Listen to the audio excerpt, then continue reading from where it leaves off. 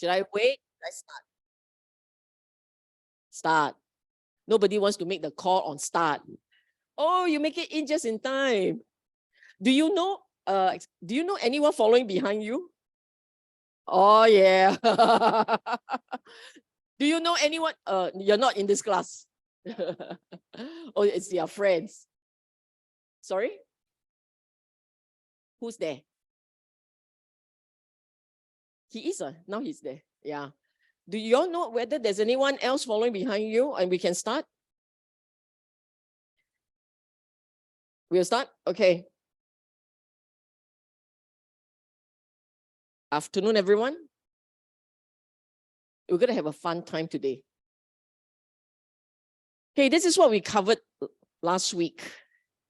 We spoke about how us, worldlings, cannot help but identify with the 5 grasping aggregates. By now, you all know what's the 5 grasping aggregates, and they are form, feeling, perception, volitional formation or thought formation, consciousness. Don't worry, this is only week 2. You will get there. Or this week 3. Okay, you finished 2 weeks of worth. You will get there. And we all look at these 5 aggregates, identify with them.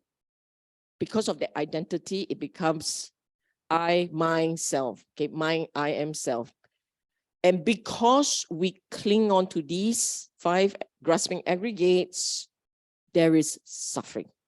There's dukkha. Okay, so that's been done thus far. Then we spoke about the composite part of rupa, body/form elements, right? There are 4 or 5, depending on which sutta. You remember this, right? Yes, no. And the reason why we break them down into the elements is so that it's easier for you not to cling on to them. Okay? We're good at this, huh? And ultimately, so in this practice, our practice, we are trying to balance that attachment. Typically, we are attached to form, to feelings and the other grasping aggregates, typically. And typically, we will not only identify with them, we value them, typically, and we only focus attention on the beautiful part, the nice part, the attractive part. So that is why in the practice, you want to focus on the unpleasant, the not so pretty part. Even better, the repulsive part. You remember that, right? It's like, I'm talking like Brave New World, nobody knows what I'm talking about. You all know that, right? Yes, this is important because going forward, we'll keep repeating some of these points. The ultimate intent is to be detached towards form and all the other grasping aggregates. But last week, we focused on form and feeling. Yes? Good. Then with feeling, we said that it's very powerful, it's very gripping. We totally get, sometimes you can get a bit detached from form, but with feeling, very hard. With feelings, very hard. Whatever pleases you, you're drawn towards it. Whatever repulses you, you push away from it. So you need to change the narratives. Change narratives with regards form and feeling. Yes? You remember this, right? It's like, oh, memories coming back. I'm gathering the material and put on my lap again. How many of you actually go home and re-watch the video? Oh, very good. Some of you do. Good student, right? Good one. Good learner. So that is where you bring a Tupperware with you and collect the knowledge and not drop it all over the place. Ultimately, all this learning is about understanding the nature of the 5 grasping aggregates in the hope that you will learn to be detached towards each of them. Okay? I'm very careful not to speak too fast in case you lose the way. It's not about how much things I speak. It's about how many things you can remember. Agree? Okay. Yeah. This is last week. I will not repeat the lecture. I'm devoting 5 minutes to last week. Okay. Today, very straightforward, same principle.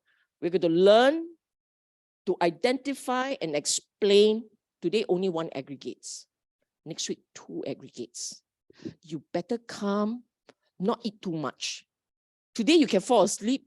It's okay. Next week, you better not fall asleep because it's in my mind that the hardest of the lot. Okay. So today, we're going to learn perception. Learn this new Pali word, sanya. Sanya. Okay. Like Anya. So this sanya. Okay. Sanya. So for those of you who don't understand the dialect, it means the third lady. Actually, that was it means, right, Sanya? Okay. And the reason why I need you to learn the Pali word is because the English word carries, again, baggage of ideas. And I need you to get past that baggage. I need you to focus more on the third lady, Sanya. Okay? And if you begin to understand and you hear properly today's class, I hope you'll be able to apply that understanding to manage attachment in daily life. You can manage attachment in daily life, your sense of dukkha will reduce. Okay? And finally, again, there will be many suttas. There will be suttas that are introduced. I hope you have read some of the links, the link suttas. I hope, right? I won't ask you questions. It's sometimes not easy to find time to read, I understand. Anyway, we'll go through them. Okay? Eileen, I will put up with the noise. You go and switch off my aircon. You must understand. No. I override center manager. Because these guys are going to make a lot of noise anyway. Okay. We are going to figure out for yourself. Okay. I tell you what is sanya, you try to imagine. I don't want. I want you to figure out for yourself what is sanya. Okay. So this exercise coming up, everybody please pay attention. The moment it starts, you just move. What will happen is I am going to throw at you in rapid, quick, 3-second succession. So it will be like this. Boom, 1, 2, 3, shift, 1, 2, 3. Okay. You have 3 seconds to write down very quickly. Please everyone take out a piece of paper. All ready? I wait for you to settle first. Okay. I'll wait for you to settle first. So this is what you're going to do. This is a game. Sister Sylvia, the class got game one. God, you never attend my class. Okay. Let's settle down first. Don't worry. Take a breath. Breathe. Okay. So this is what is going to happen. I'm going to throw 12 pictures. You also can do the game. You want to understand what is sanya, you better do the exercise. I guarantee most of you will catch sanya. Okay, I guarantee. So it'll be 12 pictures thrown at you in 3-second succession, fast. You catch, you write. Okay, whatever comes to mind, you just write. You catch the picture, you write. You write something. You don't catch, you ignore, you move on. But you try and catch as many as possible. You catch all 12, you get a prize. 3 seconds only, ma. Okay? I don't know how you do it. You can practice. Okay? So, miss the picture, ignore, keep going. Everybody ready? Including the ones who just popped in already? Okay, here we go.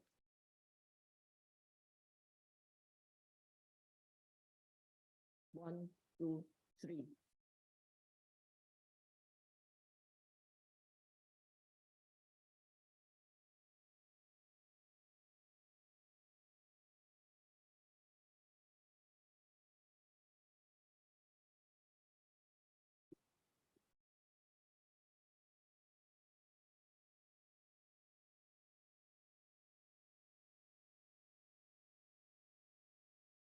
All done? Did you all manage to catch 12? No. How many caught 12? Hands up. How many caught 12? All 12. How many caught 11? 10. How many caught 1? Okay. So, group activity. Now it's a group activity. Whatever you caught, go tell your friends. Small group break up now. Break up into your small group and tell each other, what did you catch? What did you catch? Talk to each other. Go find your friend. You have 5 minutes. 5 minutes. Okay?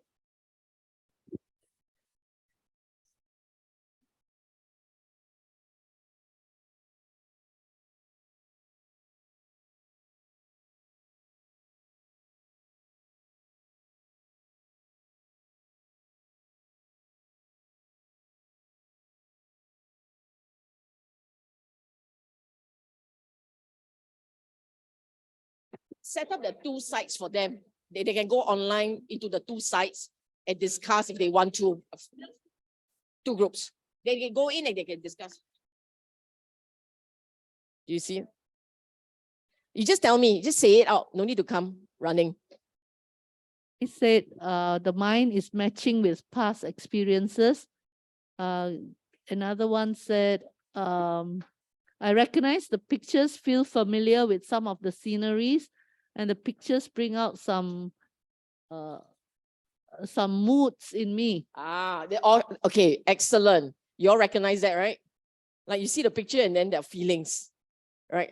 The ones who managed to catch 12 upon 12. How did you manage to do it so fast? 3 seconds. Huh? It's quite recognizable. Huh? The photos are quite recognizable. Photos are recognizable. Yeah. Okay. Next year I will make the not recognizable ones. Actually, it was meant to be recognizable. Yes, you were going to say?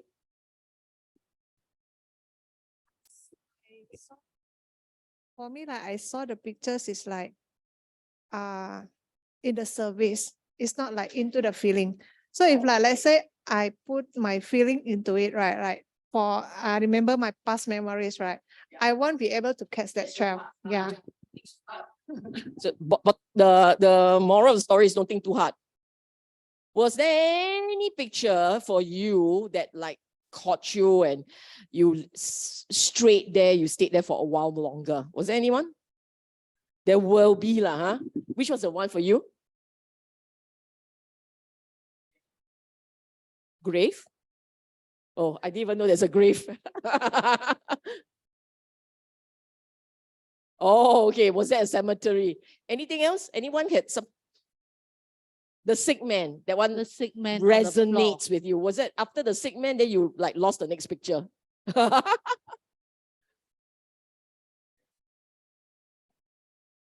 you were thinking. Okay. Very good. So you saw all these words, huh? You wrote these words yourself, right? Okay. Now I would give you the, don't save.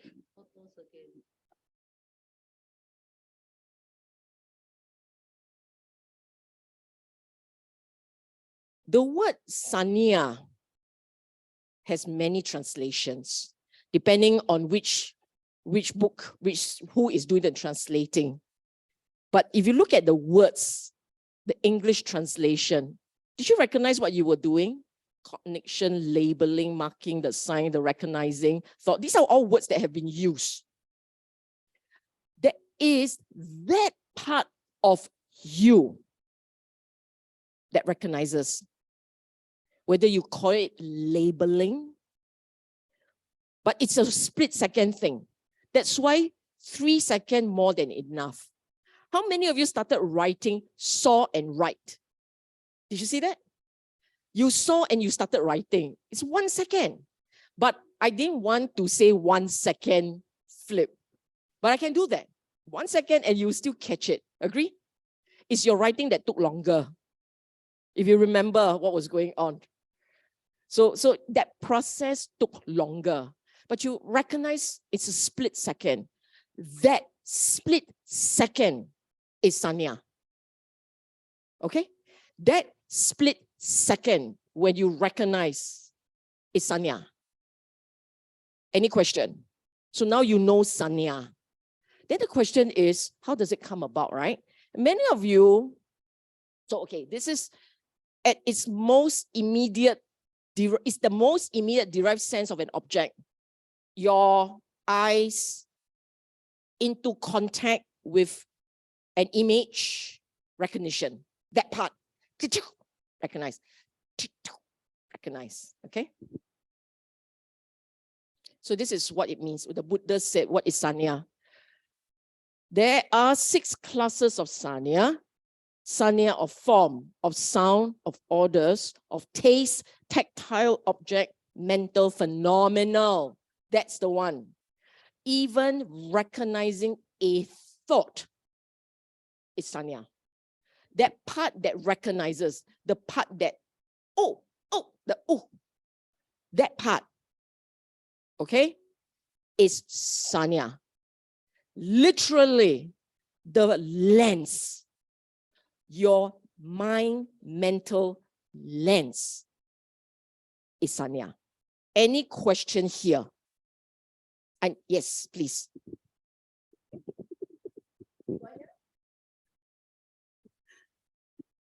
So it means the sanya not only from eyes, can be. Yes, not only the eyes. Sanya is not just eyes. Okay? Sanya is everything. You mean you only recognize things from sight? Now you know. You hear sound. That's sanya. Okay? You are sitting on the floor, touch floor, feel floor. Sanya. Hard, sanya. Floor, sanya. Smooth, sanya.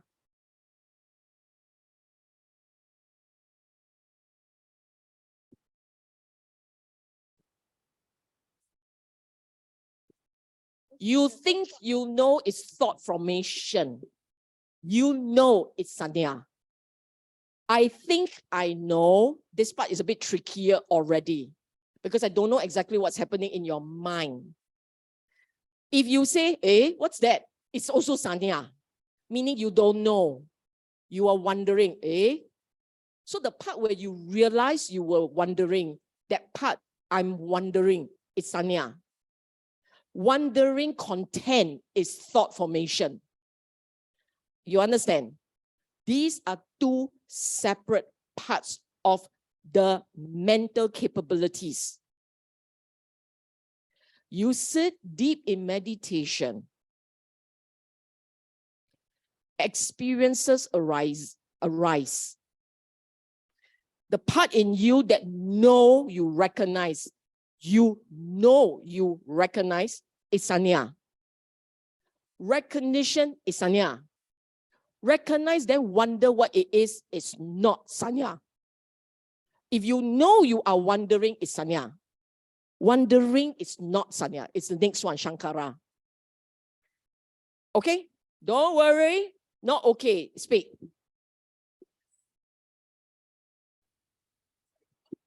Good.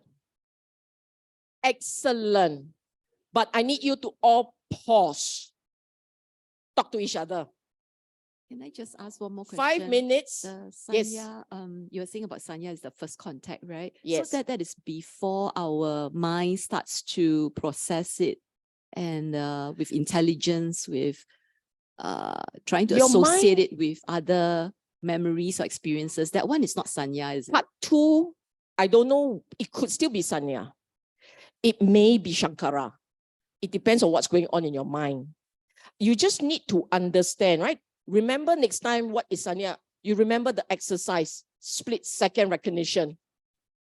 Okay? That split second when you know, that's sanya. Anything more than that, maybe sanya, maybe Shankara. Don't know. Next week you learn about Shankara, you will know. Yes. That split second and you have the feeling, even that Vedana feeling. You can have feeling and sanya same time, Oh, okay. conjoined twins. So if I see They the are together. forest, if I see the forest, it's like feel peace. Sanya, That is, you recognize. Sensation that arise is Vedana. oh, okay. If you recognize sensation, it's back to sanya. Oh, okay. Got it? All right, Okay. thanks. You can recognize Vedana, you can recognize construction. The part that you recognize, you know what's going on. That part is Sanya. For you to know what's going on is Sanya. Okay? So Sanya happens. I'm thinking. Oh, Sanya recognize thinking. But the content of thinking is not Sanya, it's Shankara. Okay, just want to clarify. Everybody hear the sound, right? Yes. So when we hear it, so there's sanya. Yes. But when we start to question what is making that sound, it's not sanya. It can It's- be Shankara, but it can be Shanya because I recognize I'm thinking. What did you focus on? Did you focus on content of thought thinking? Or did you focus on, I recognize I'm thinking? So you Well, hear this, then it's sanya, right? you reckon you hear it? It's Yes. Sanya. Okay. Doesn't matter. If you say, is there an aircon or something that's Shankara? Is there aha moment for everyone? Aha moment. Asamo, I will help you. Go on, talk.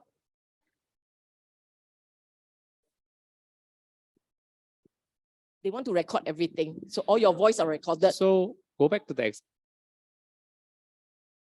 go back to the Ask them to come on site.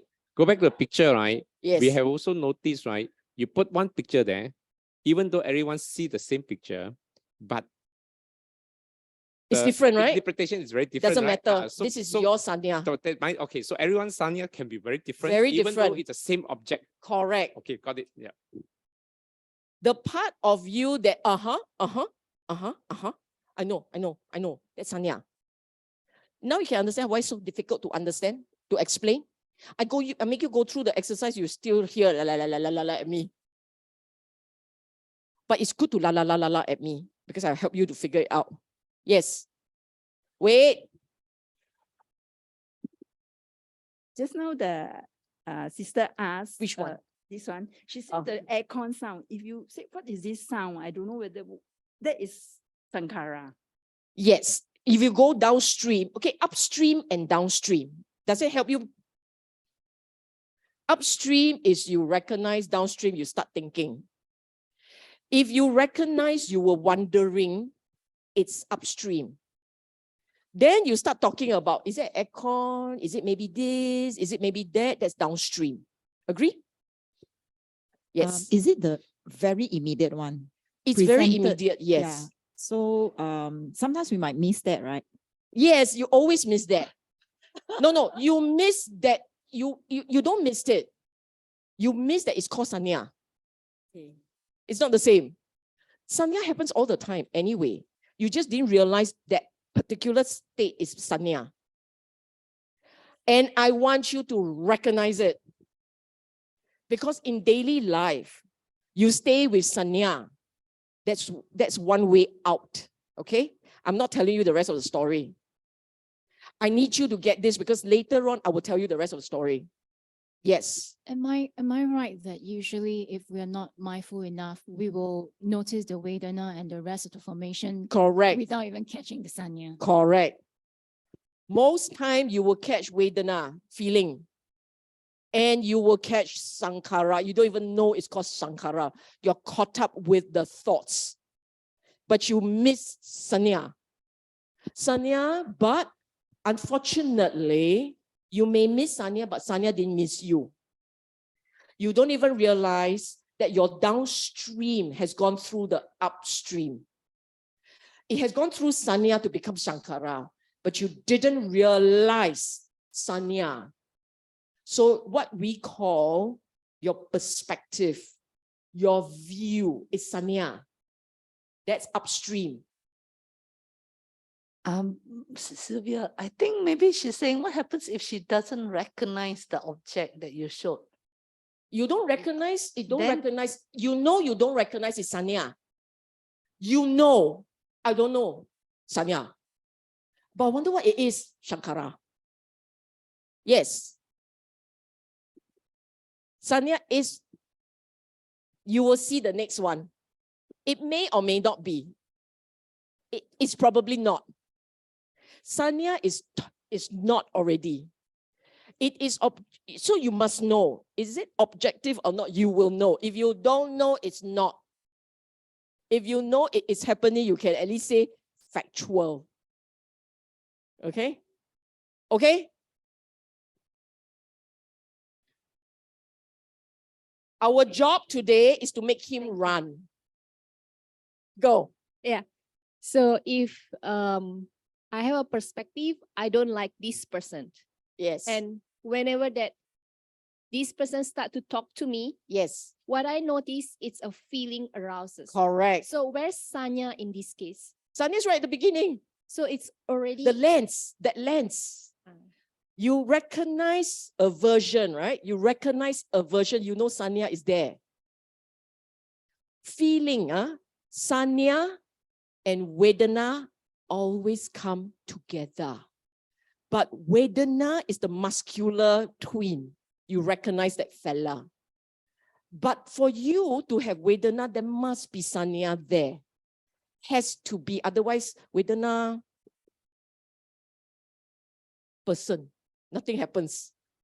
Do you get it? Very good, very good. These are very chim, very chim. Okay? All this very chim. But you see, 15 minutes and you will still at this. No need, I'm not going to have you discuss. Because we are having that discussion. How are you able to recognize things, huh? This is what you guys came up with, or some of you did. It sits on memory, it sits on earlier construct. Your Sanya is also conditioned. Whatever you took away from an experience lands in your memory bank, becomes the condition for future Sanya. So Sanya is always dynamic. I don't even know why I put the question there. So next class will change. It is learned, it can be learned, but for sure, accepted is not because I agree or disagree. Accepted means it got acknowledged, collected, it collects. Whatever is filed away forms part of your Sanya. Whatever has not been filed away got lost on the floor. When you get up and you walk out, how much of Dhamma has touched your Sanya depends on how much you heard, you remembered, you filtered, and the more you reflect, the more it becomes part of your Sanya. If you don't reflect and you don't think about it, and the whole week is nothing but the world, and then every Saturday afternoon, my mom make me come for class. Every like this, Dhamma doesn't touch you. Doesn't change much. So your Sanya hasn't changed much. Do you understand? So the more you reflect, then you say reflection is Shankara. But after you have reflected, there is a part in you that, I remember this, boom, it goes into the Sanya bank. Then it can then become your new lens. You get it? You understand this, huh? Please. Okay, spare you. So I was looking at static or dynamic, right? I was thinking, so your perception comes first, along with it comes feeling, but no. Can come together. Okay, so let's say it's together, right? So feeling can be positive and negative, right? And Yes. the feeling will reinforce your loop to form your perception to be ingrained that it's correct. So it's a loop, right? The So stronger your feeling, the stronger is the Sanya ingraining. But very good. Can you say that some people actually become static in this sense? Because you say no. Static. Static as in like it gets worse lah. No. Reinforced, yes. Okay. It gets reinforced, yes. So static meaning the same level, it won't be. Static means no change. We are definitely creatures of dynamism. Yeah. We are always changing. Always. Even when you're lazing out there as a putrefying potato, you are still internalizing. You're still doing that. Okay? I know, putrefying, right? It's like, yes. Yes. So, Sanya is actually quite harmless, right? Oh, no. In the sense that, No, no, okay, no. Harmful, harmless, you say one. Yeah, so I was just thinking, let's say there's a brinjal on the table, somebody will recognize it as a brinjal, another person will recognize it as an eggplant. So, It's if they don't harmless. argue, if they don't argue about it, then that recognition It's no big deal. is no big deal. Yeah. But it could well be that I see abuse going on. I say abuse is good. Is that harmful or harmless? And you will walk away thinking abuse is good. So the same kids, siblings in a family brought up under abusive condition, one learn wholesome, take away, another unwholesome, unskillful. The one who learned wholesome said, I don't like this, I won't do this to another. The other one said, hello, it's been done to me, let me take my revenge. You see what I'm saying? Then it forms part of their new lens. So one becomes abusive, the other becomes kind and generous. It's just like that. Can you see how far wrong we can get? Because you conclude you think is correct. Sanya is very right affirming. Okay? It's very like, I'm right. I'm right. I'm smart. I'm smart. I'm stupid. I'm stupid. It's very affirming. Sanya basically is a lens. But it's very insidious in a negative way. It's very powerful in the positive way. Okay? Hey, I got to move on. Hold your question, okay? I would love to. Okay, I give him the mic. Give him the mic. Last one. Don't give me any more questions. No, so I'm just thinking like Sanya about awareness. I put it in a term awareness, right? But no, it's more than that. More than that. But if you're aware of nothing, then your Sanya is this is calm and peaceful. So you must learn to recognize calm and peaceful. See that? Okay. Awareness is Sanya. You need Sanya to be aware, but it's more than that. You can be calm and peaceful awareness. So your Sanya is calm and peaceful. Or you can be very angry and you're aware of anger. Okay? And you recognize it as anger and stay there. Don't do something about it. Oh, lim kopi moment. Okay, you all can go and lim kopi. Anyone got question can ask. It's like floodgate like that. Yes, you can Sanya upon Sanya upon Sanya. So you see, you recognize something. You have a takeaway. You have a takeaway. That means you thought you concluded, then you log it in.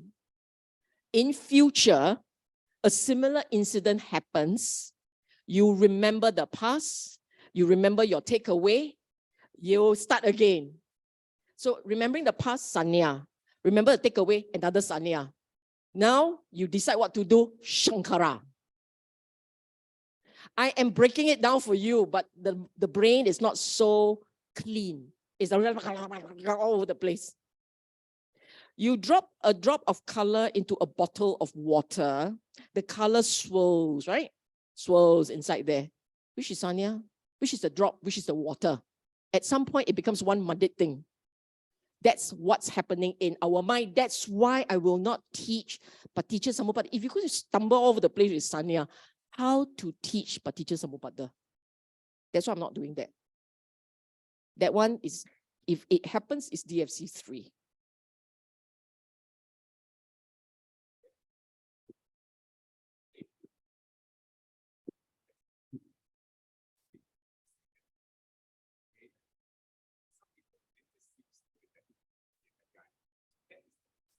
That's definitely Sanya. Yeah, correct. That's Sanya. If what triggers the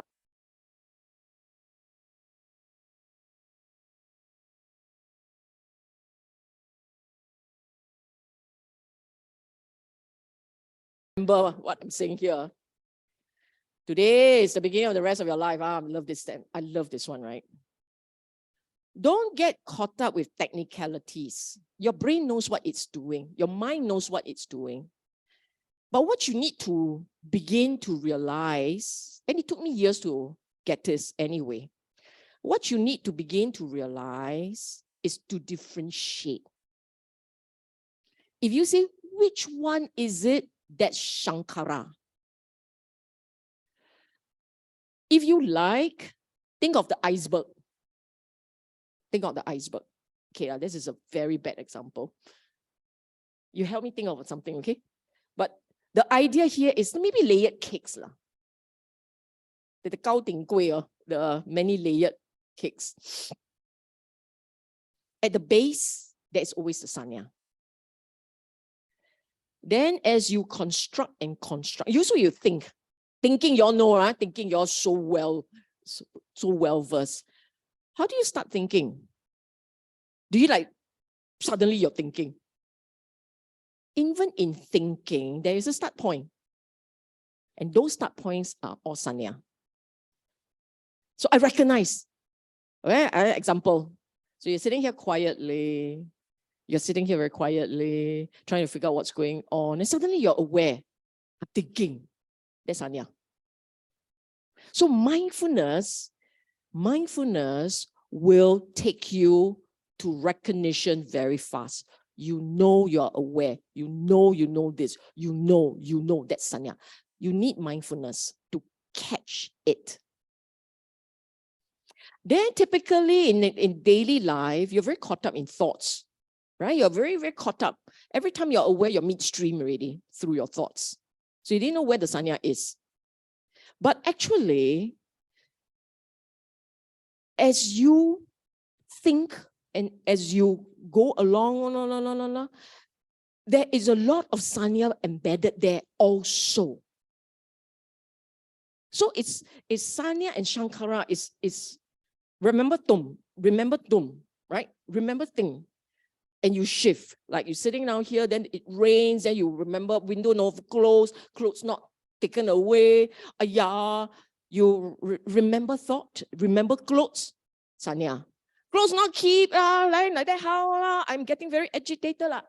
Shankara. Downstream, upstream, downstream, upstream, downstream.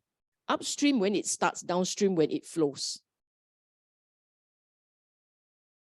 Wondering, process of wondering, shankara. Recognize you are wondering, sanya. Why do we need this? Because you need to see where your views are. Views, start point of view, always sanya. Okay? Because when you are starting to let go of things, one of the things you need to let go of is views. Okay, let's begin. Anyone else at the back? One. Coming out already? Okay, got to wait. Everybody properly puzzled? Why? No, it's not complex. You saying, your mind saying complex, chima, sanya. Why is it chim, shankara? Okay? Yes, go. Oh, thank you. So just a thought, right? Because sounds like a sanya is like catching a topic to feed your brain to think about something. Huh? Like for me, I understand sanya in the way that like you know something, it catch a topic, and feed your brain to think about it. You know what? Remember the 12 picture exercise? We're going to do it again. You go recognize sanya for yourself. No. Right? This time round is 1 second rule. 1 second, okay? 1 second and we go. You want to catch sanya seriously? You talk so much, let's start. 1 second, huh? It will be 1 second. No, don't write. Now look, your mind. Why are you asking you? No, don't write. I want you to recognize your mind, okay? Just watch your mind. Ready? Do not write. Just watch your mind. See the picture, watch your mind, okay?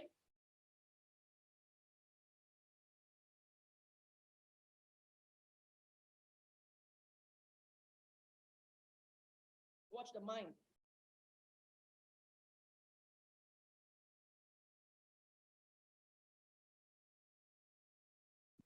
Did you notice it? Did you now notice Sanya? Hello. Now you recognize Sanya, right? You need to do again? No need. Okay, let's begin. Did you notice it? Did you now begin to see Sanya? That's Sanya. Okay? We're going Got on. some questions, Sylvia. No question. Later. Okay. Later. No, it's related to Sanya. Our prejudice. No. Okay. Later. Because there are 18 more slides of substance. You will have many questions. This one is very important. It's the honey ball, which some people really love. Can you see clearly? Read the words. Eye consciousness arises dependent on eye and sight. Agree? Stop reading so fast. Meeting of the three, consciousness, eyes, and sight, contact. Agree? Okay, so clear. Contact is a condition for feeling. Agree? What you feel, you perceive. Sanyanati. That's a sanya. That is the verb. What you perceive, you think. What you think about, you proliferate. What you proliferate is the source from which a person is beset, overwhelmed, beset by concepts of identity. Okay? And these occurs with regards to sight known to the eyes in the past, future, and present. Okay? Wait, I check something.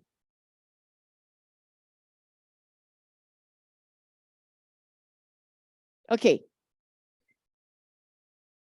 It's a moment of self-reflection.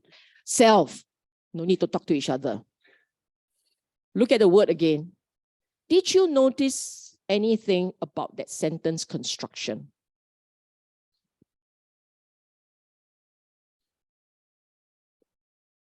Is the sentence clear? I repeat, meeting of the three, contact. Contact is a condition for feeling. What you feel, you perceive. What you perceive, you think. So you recognize, thinking starts. You think. Thinking more and more, proliferate, meaning you keep thinking about it. And you go round and round and round in circle. What you proliferate, so what you think a lot about, is a source from which you are beset by concept of identity. Thinking and thinking and thinking, and the idea of the self emerges. You've been doing this for how many decades? Can you now think why your identity is so strong? Okay? Okay, Okay? Are we good to go? Anything else to add? I told you to look at the sentence construction. Until feeling it was mechanical. When feeling arose, I begin. So what you feel, you perceive.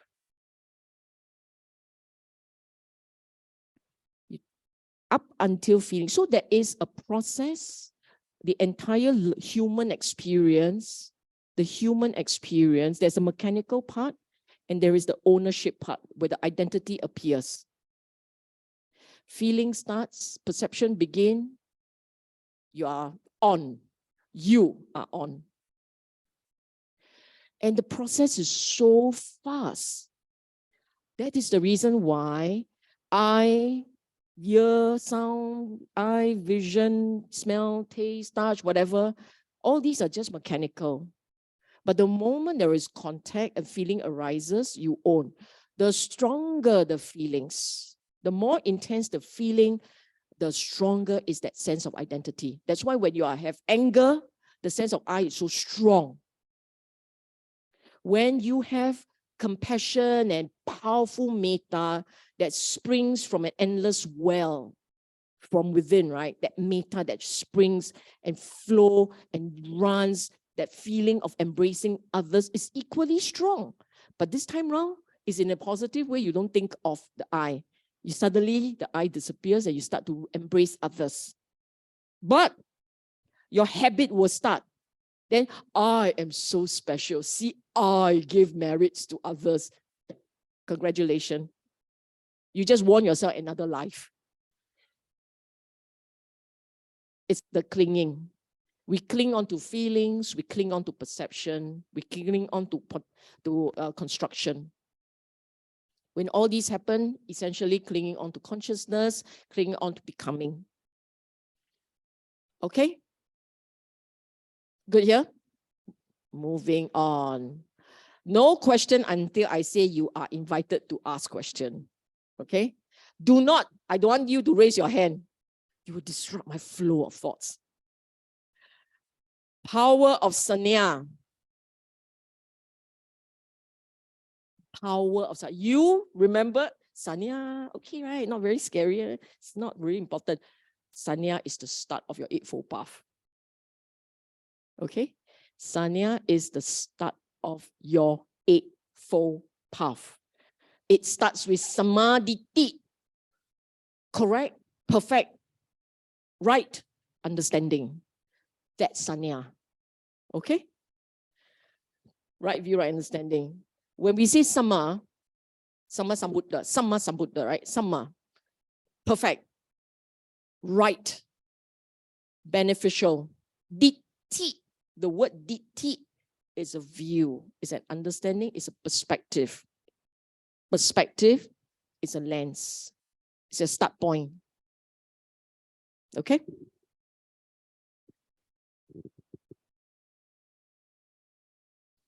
Four Noble Truths is sanya. It leads to right thought. It doesn't matter. Later on, in subsequent classes, I'll go into the Eightfold Path more properly. So what you see here, the last three, Four Noble Truths, right understanding, it forms your lens. In your daily life, I think it, was it this, in the earlier exercise in lecture 1, I made you all go through what's your daily life, right? I asked you to describe yourself, describe your mind, describe what you are day to day. And we agreed at that point, actually a lot of us start with the wrong view. How can I be happy? I be happy if I get what I want. That's a basic assumptions. That's the wrong view. The right view is you want things, you be prepared for dukkha. The more you want, the stronger the dukkha. That's the correct start point. But for many of us, we struggle to convert your view, your understanding, your perspective, the sanya. To convert the sanya from the mundane, regular, daily life sanya to the dhamma, correct, beneficial sanya. Very hard. Centuries of habits make it very hard. We still instinctively, I get what I want, I am happy. The more successes I have, the happier I am. That's a wrong view, but we still have it. It's still like that. Then some of you, very clever. Therefore, I have no desire. No desire, also desire. Congratulations. Now it's the painful version of desire. Okay? So don't do that. Huh? Then if you get it, you get this, it will lead to Shankara thoughts flowing correctly. If it flows correctly in how you act, in how you speak, it becomes wholesome. skillful. It always starts on the upstream, then it becomes wholesome and skillful. And then the mind can go quiet. I keep saying this. For those of you who have been listening to my talks, right? I have been saying this, right? It's all about the calmness, the quiet, the giving, the generosity, the wholesome mental state. And then meditation comes naturally. You don't want to listen to me because your sanya says, I must try. I must sit 1 hour and put pillows beneath me and do the lotus, full lotus, never mind leg break. It's okay. At least I'm enlightened, right? All this wrong view, wrong sanya. Okay? Then after you're done, people outside like angry, go out, scold people. Then you see I'm meditating. What's wrong with you? You're all bad karma, all bad karma. Then go back and then fume and fume and fume and ding, ding, ding, ding, time's up. Today I meditated 1 hour. You happily proclaim. Then come to class and report. I every day do 1 hour. But don't know why the mind cannot steal. I also don't know why. Okay. Exercise. Okay. Because we're running low on time. 5 minutes? 10 minutes. 10 minutes. This is so important to you. I want you all to discuss amongst yourselves. This is a group activity. Find your favorite friends and so on and so forth. And discuss 2 things. How has your sanya changed? You've started already, ma? This is your 3rd week. 3rd week, right? How has it changed since you begin your spiritual journey? I will count spiritual journey starting from DFC1. Okay? How has it changed and the key drivers driving your sanya today? I want your group to be small so that everybody gets a chance to speak. Okay? 10 minutes, go.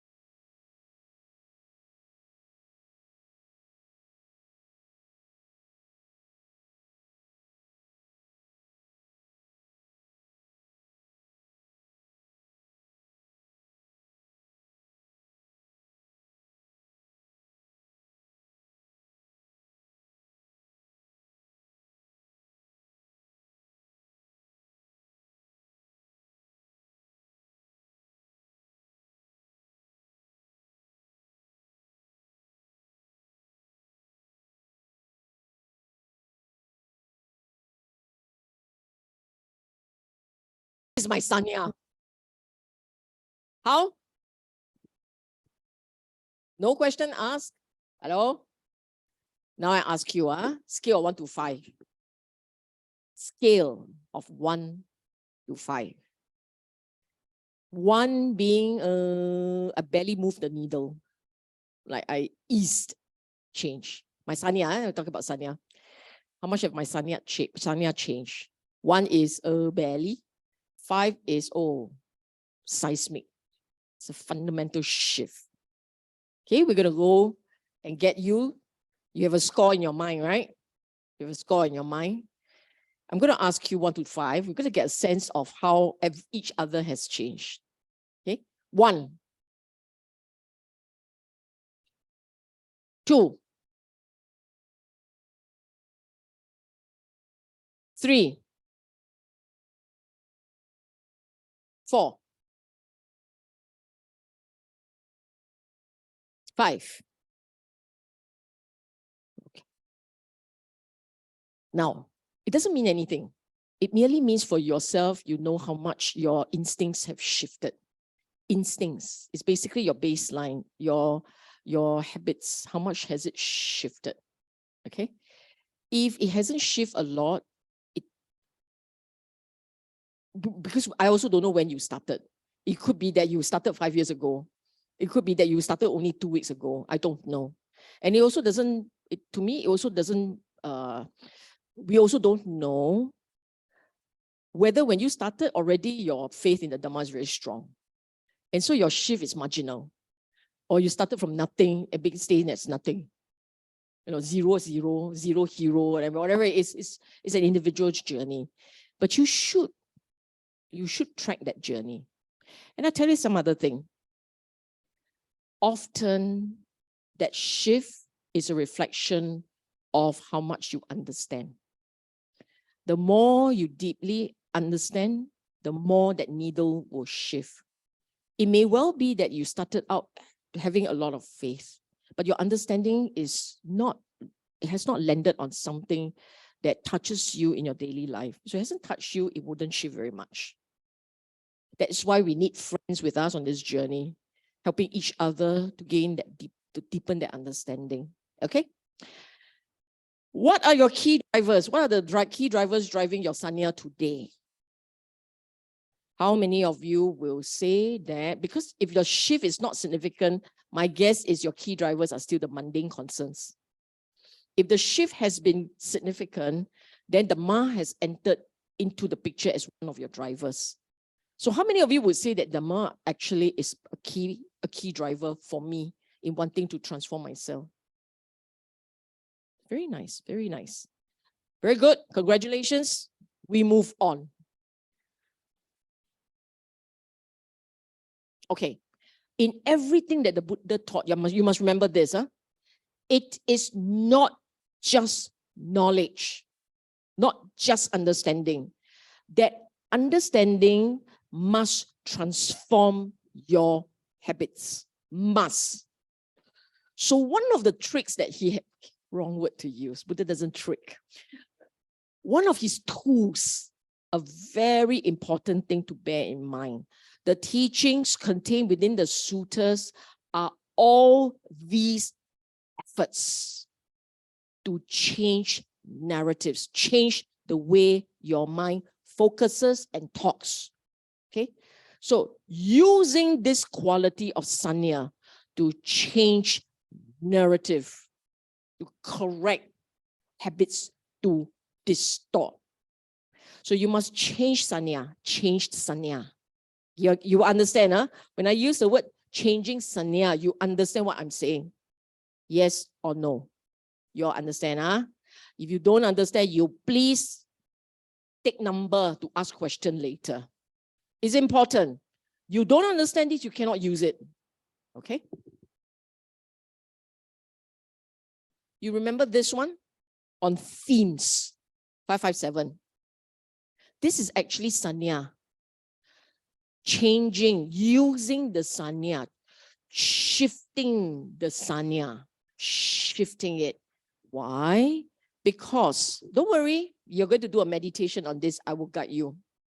Okay? You see, in our daily life, we live like there is always tomorrow. That you will not die. How many of you say, I will die tonight? Nobody. Even if you're sitting here with 4th stage terminal cancer, you will not say tonight is it. You won't. So you will always wake up tomorrow, which means you'll never die. So here is the reminder, the facts of life, the facts of life. It's not even changing anything. It's a reminding that there are facts in life that you cannot deny.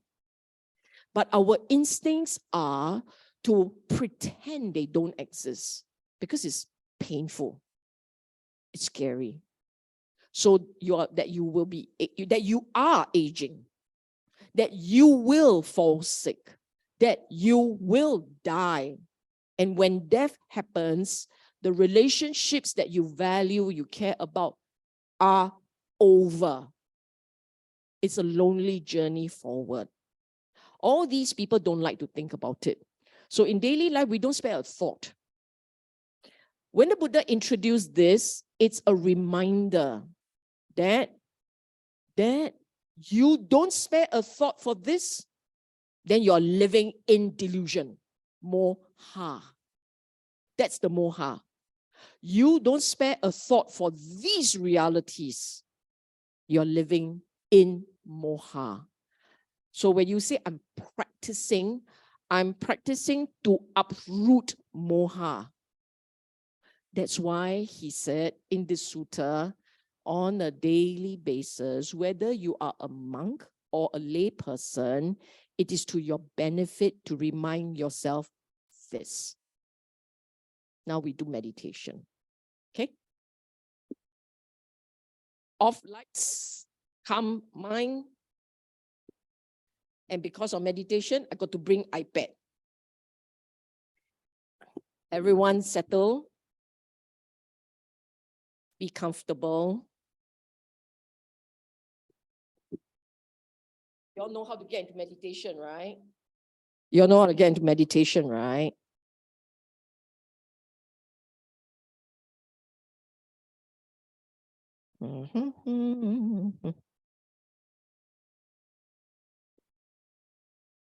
So calm the mind, close the eyes, straighten the body, feel comfortable.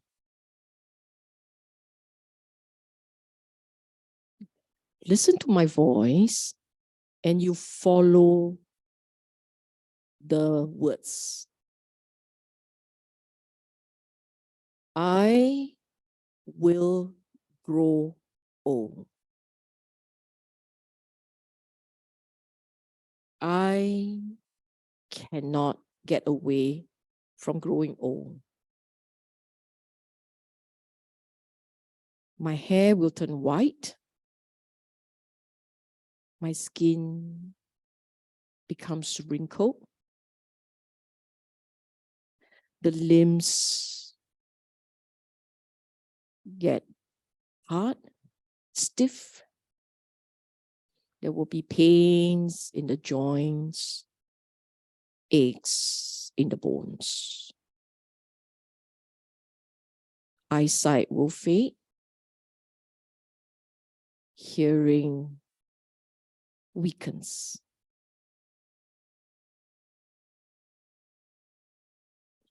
All these body parts start to slow down, degenerate.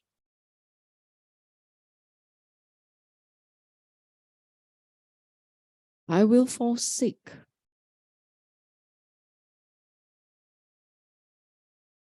The conditions of the body will fail. The cells in my body can become cancerous. This is a reality.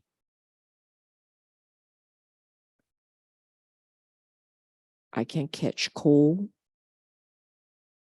viruses. I can fall, break a bone. My kidney can fail.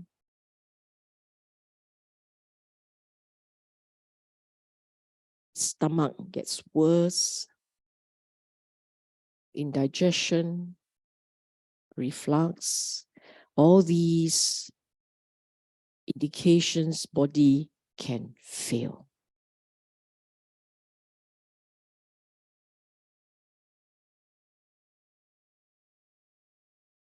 And I will die.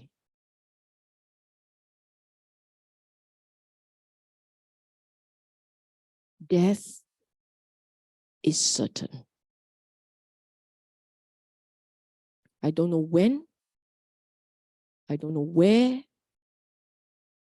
I don't know how. But I will die.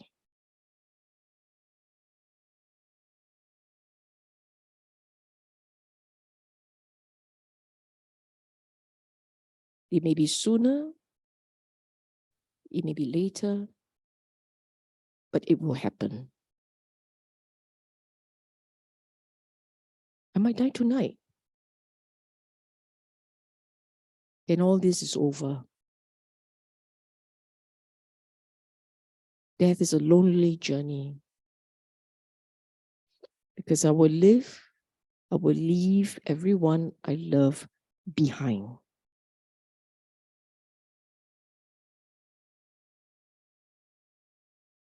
My spouse, children, loved ones, friends. I will be separated from everyone and everything dear to me.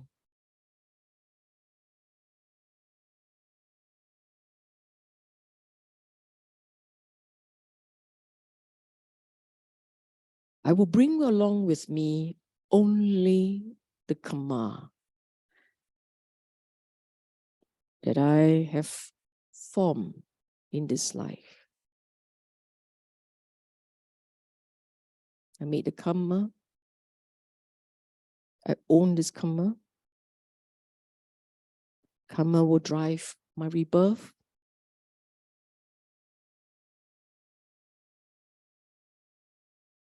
Good or bad, all that I've done, I will own.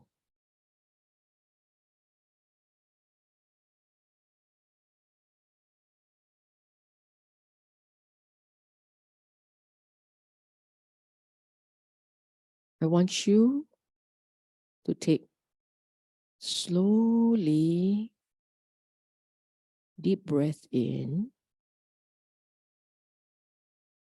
slowly.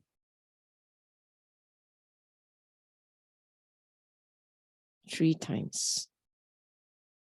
In, slow release.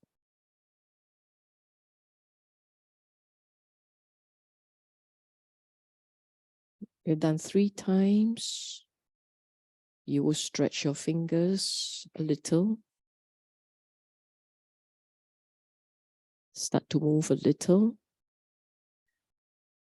After you open your eyes, please write down your thoughts. Just write down quietly on your own. Write down your experience. You were taught earlier to be aware of sanya. You will remember. So write down quietly for yourself your experience. Describe it to yourself. Just write it down.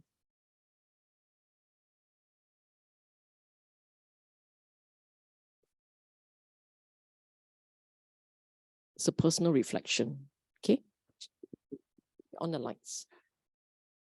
I want you to write down, don't talk to anyone. Don't lose this moment. Write down your thoughts.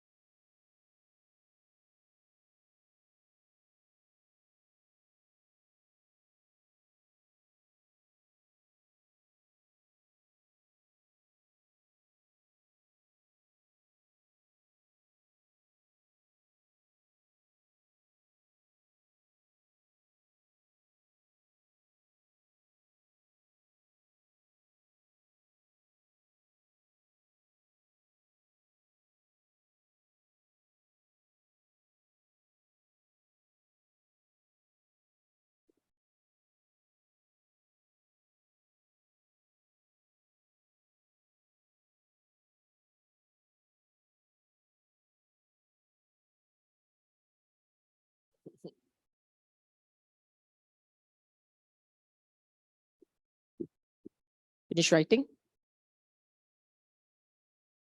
Finish composing your last will and testament?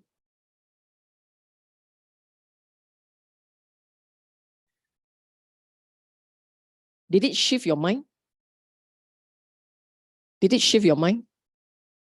Like for one moment back there, not sure what happened, but did something happen to you?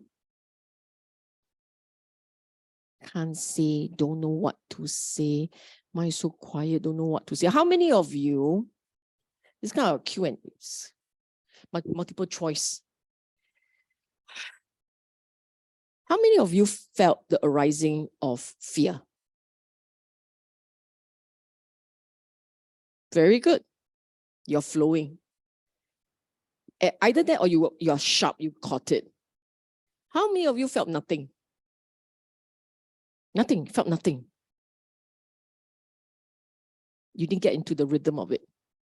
Your mind was not looking, not necessarily actually internalizing the words. So you're not necessary. So it's just like being logical. You say, I'm being very mindful. No. If you haven't really go into the flow of it, the words, you must watch your mind. Watch your mind and feel the words. Especially the one that says it's a lonely journey and you're going off on this on your own, leaving everything you love behind. It's a sombering thought.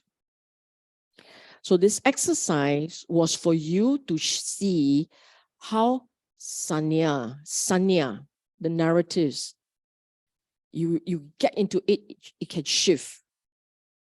How it shifts. So for those of you who feel that it hasn't quite hit it, I want you as your exercise to go into it again and again and again until you feel it. Just imagine this, which you don't realize. You have billions of cells. Any one of those cells can suddenly refuse to die. That's the beginning of cancer. You have no control over any of those cells. And any one of those cells, any one of those billions of cells can suddenly decide it will not die. It will stay on, live on, and become the ninja cell. Steal food from the one that are supposed to live through a natural lifespan. And grow, and grow, and grow. You are not aware. The conscious mind is not aware of what the body is doing. And the day will come when that cells now has the power to damage other cells. And that's your mammalian cell. Okay? This is how you reflect on falling sick and dying. The word is not enough. You get to get into it. Once you begin to feel it, you realize that's when your sanya will start to shift. How that happens for you is your story. So I repeat, for the ones who are older, much older, we will be saying this aging process will not stop. It will continue to degenerate. Your hair grows white, your eyesight fades, wrinkling, skin wrinkle starts to sag. That's the external form. For some of you too young to feel it, then you better focus on illness and death. Still cannot do it? Focus on death of your loved one, your parents. You cannot feel your own death, the one that you most love, because what's happening to you is happening to them. And it will happen. You got to do this until your mind, the sanya, shifts. What does it shift into? Reality check. Then you're good to go. I mean, not die, but good to go. This is when you can start to, so you're shifting the lens to become reality. Not stuck in the moha, shift it to reality. Shift it forcefully. Okay, this is forcefully. It's not done. Look at what the Buddha does to the monk. Don't need to lim kopi, too soon to lim kopi. Okay. Monks go beyond just reflecting on old age, falling sick, and dying. They have to shift their minds. So you are lay people. You just focus on dying. For the Sangha, because you're Sangha, right? You're trying to cut craving, right? You want to cut craving, you have to shift your mind away from delight. Okay? Our mind leans instinctively to minute pleasure and delight. They have to shift the whole thing. Shift the mind to seeing, 5 perception. Okay? 5 perception, when developed, cultivated, are of great fruit, benefit, culminating in the deathless. In other words, deathless here refers to constant presence in the moment, pure mindfulness, pure equanimity. This is the state which, if they got it right and they stay in that, they are literally in the presence all the time. And there is a state of balance and peace. Nibbana. And so they have to do it that way. They can do it, they shift. You want to talk about enlightenment, right? You got to shift that mind. It's not shift, you cannot be enlightened. You don't get it. Shift the sanya. Enlightenment, shift the sanya. Okay? But we all do it by the long scenic route, right? You just work on death. The Sangha has to work on taking away instinctive leaning towards pleasure. So perception, the sanya of unattractiveness, the sanya of death, the sanya of danger, the sanya of repulsiveness of food, the sanya of non-delight in the entire world. Then to you, these are just words. Don't worry. I will go into detail. I just need you to understand. You think yours is hard, you look at this. Another example of using sanya to correct distortion of reality, right? So another example, again, leaning away from delight, impermanence, non-self, death, again, repulsiveness of food, non-attractiveness in the entire world, non-delight in the entire world. So these are sanyas. Sanyas, they're all sanyas. Sanya means what? Sanya means there will be a narrative that you want to do, to use, to jam it into the mind until it becomes instinctive, and then you got a new sanya. Your current sanya is getting you nowhere. Okay? You talk about enlightenment, your current sanya won't get you to enlightenment. It get you to samsara. Time after time, samsara, again and again. You need to shift the sanya, then it is possible to go into the deathless. Okay? Okay, yeah, everybody's good here? Any question? Now you can ask. No asking, we move on. Well, straight away, Kaki. Wait. Is it related to the current theme or not? If it's an earlier theme, we will move on towards the end and we'll address it. The current theme, this one, using sanya to correct reality distortion. Okay, moving on. You know what? Over here, last time now. Over here, I will give you a 2 minutes break, 5 minutes break. Okay, 5 minutes break. It's not a kopi break. It's a break for you to rest your mind and you want to chit chat, you want to talk to your friend. It's that break. It's that kind where I need you to register some of these things. You want to write something for yourself? Okay. You want to talk to your neighbor? Okay. Because subsequently, it's going to be 10 points. 10 points. 10 Sanya points. Okay. Did you switch off this fella? You reduce the... It's behaving. Oh, sigh. By your sure force. Okay. 5 minutes, 5 minutes. Talk to each other if you want to.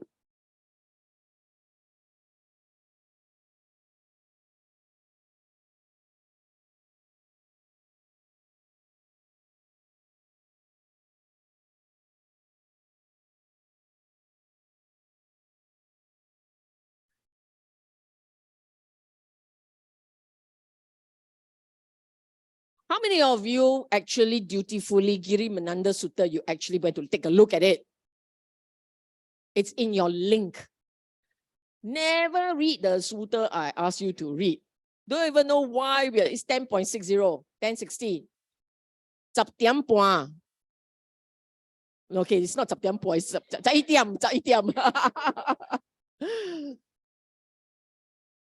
1060. Don't go at 11 o'clock, okay, cannot find.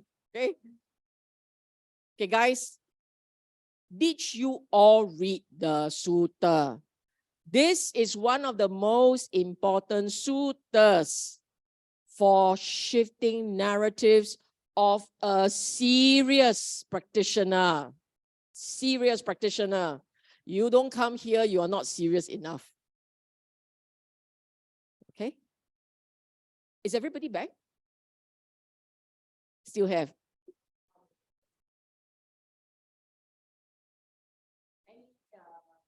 Okay, read. Start reading. I'll wait for 2, 3 to come back and continue.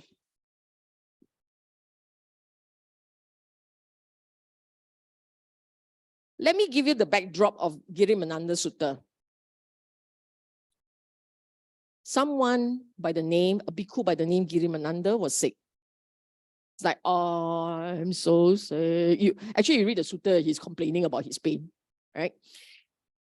And Ananda went to tell the Buddha, and the Buddha said, tell him to go and reflect on these 10 reflections. And sometimes when you do it well, your ailment could actually lift. So that you can heal miraculously, okay? And what this sutta tells me, you can heal miraculously, it actually means power of the mind over the body. It is possible.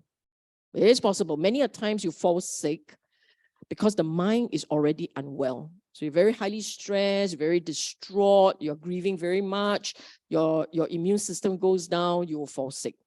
It's easier to catch viruses and all. Okay, so 10 reflections. This is like a summary of the 10 reflections. It starts with perception of, not yet. Perception of impermanence, sudahlah, let's start. Okay. Perception of impermanence.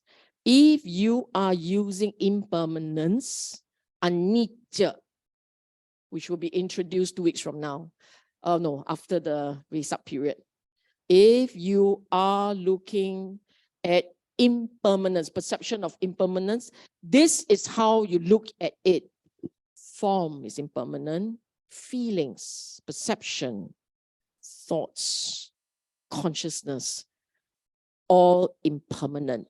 The 5 aggregates of grasping. So when you watch your mind, you watch how feeling shifts, how your thought shifts, keep changing. Nothing is static. Even by watching the scenery, just watching the scenery, you pay attention to different things. Your sight shifts, your sound shifts. So you're watching the mind, observing the shift the changing of the aggregates, not the object, the aggregates. Your object is the aggregate. Feeling, form, perception, consciousness, thoughts, hearing, sight, they are the same. Either you look at sight, recognizing sight, recognizing sight. They are all the same. It's the first level. So the mind, then for those of you who are completely puzzled, time to sign up for meditation. Okay. For those of you who have gone for retreats, have learned meditation, have been doing it for some time, you know exactly what I'm saying. Yes? That means what? Yes. Knowing. Okay. Okay. Perception of non-self, then this one surely got problem. But look at how he said, So the front part, setting the external condition. Gone to the forest, foot of a tree, empty, basically set the condition for isolation. Okay. Can I do it in my room? Can. Isolation. The idea here is, if you're doing this for the first time, or you're relatively new, or you actually cannot go, your mind cannot go quiet. If your mind can't go quiet, unless you're secluded, unless you're alone, right? You want to create the external condition, then you watch the mind. And for this number 2, today you have no idea what I'm saying. It is okay. When we deal with anatta, you will begin to get. So third lesson from here, from today, the third lesson from today, we will go into that. So I don't want you to get excited here, okay? Moving on. This one. You look at the body. He asked you to start from the sole. Sole of the feet to the tips, from the tips of the hair and close in the skin, and the many kinds of impurities. This is unattractiveness of body, which is what we went through last week. This means, wait, let me ask you, how many of you actually in the past week reflected on the unattractiveness of the body? Very good. Very good. How many of you actually listened to the video link I sent you? Did it work? Power, right? Yeah, Sayali is good. Any more? No. You come for class, why, huh? Put in Tupperware and bring home. Okay, try it. You know why you want to try it? Because you want to see the experience. Was the experience interesting for you? There's something to see. I won't send you a link and tell you, check it out. Because fun. It's good. There's an impact to your mind. You want that impact to shift the mind. Next week, I ask you a question, you better have shifted something. Okay? Why? Because seeing is believing. Seeing is believing. You want to see how the training works, how the Buddhist teaching works. You've got to put it into practice and see how it shifts. Did you try? This week, go try. Okay? So this is on the 31 parts, 32 parts. It doesn't matter the parts. If you need help, play Sayale's instruction and you listen. It's only 38 minutes, I think. It's about that. 38 minutes, 40 minutes, thereabout. Just sit it through. Tomorrow, Sunday, no need go work. Wake up in morning, excited, turn her on, loudly blast into your room. Then follow. Then watch your mind. What I want you to do is watch how your mind, so feeling arises, thought arises, sensation, she will take you through. You will follow her. Her voice is very soothing. You will follow. Watch how your mind shifts. Okay? Can I have your word? You will try. Thank you. If not, so the first thing that greets you next week is this survey.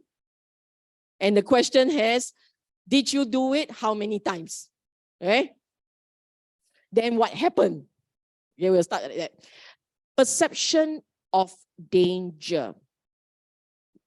This one, look at me first. I will explain the purpose of this. We live our life assuming we'll be okay. Generally, we live our life assuming today is okay. Today is like yesterday. It's an okay day. So the Buddha reminded the monks, because they're living in the forest on their own, and he reminded the Sangha, please, no, you live in constant danger. You so blur, you don't get it.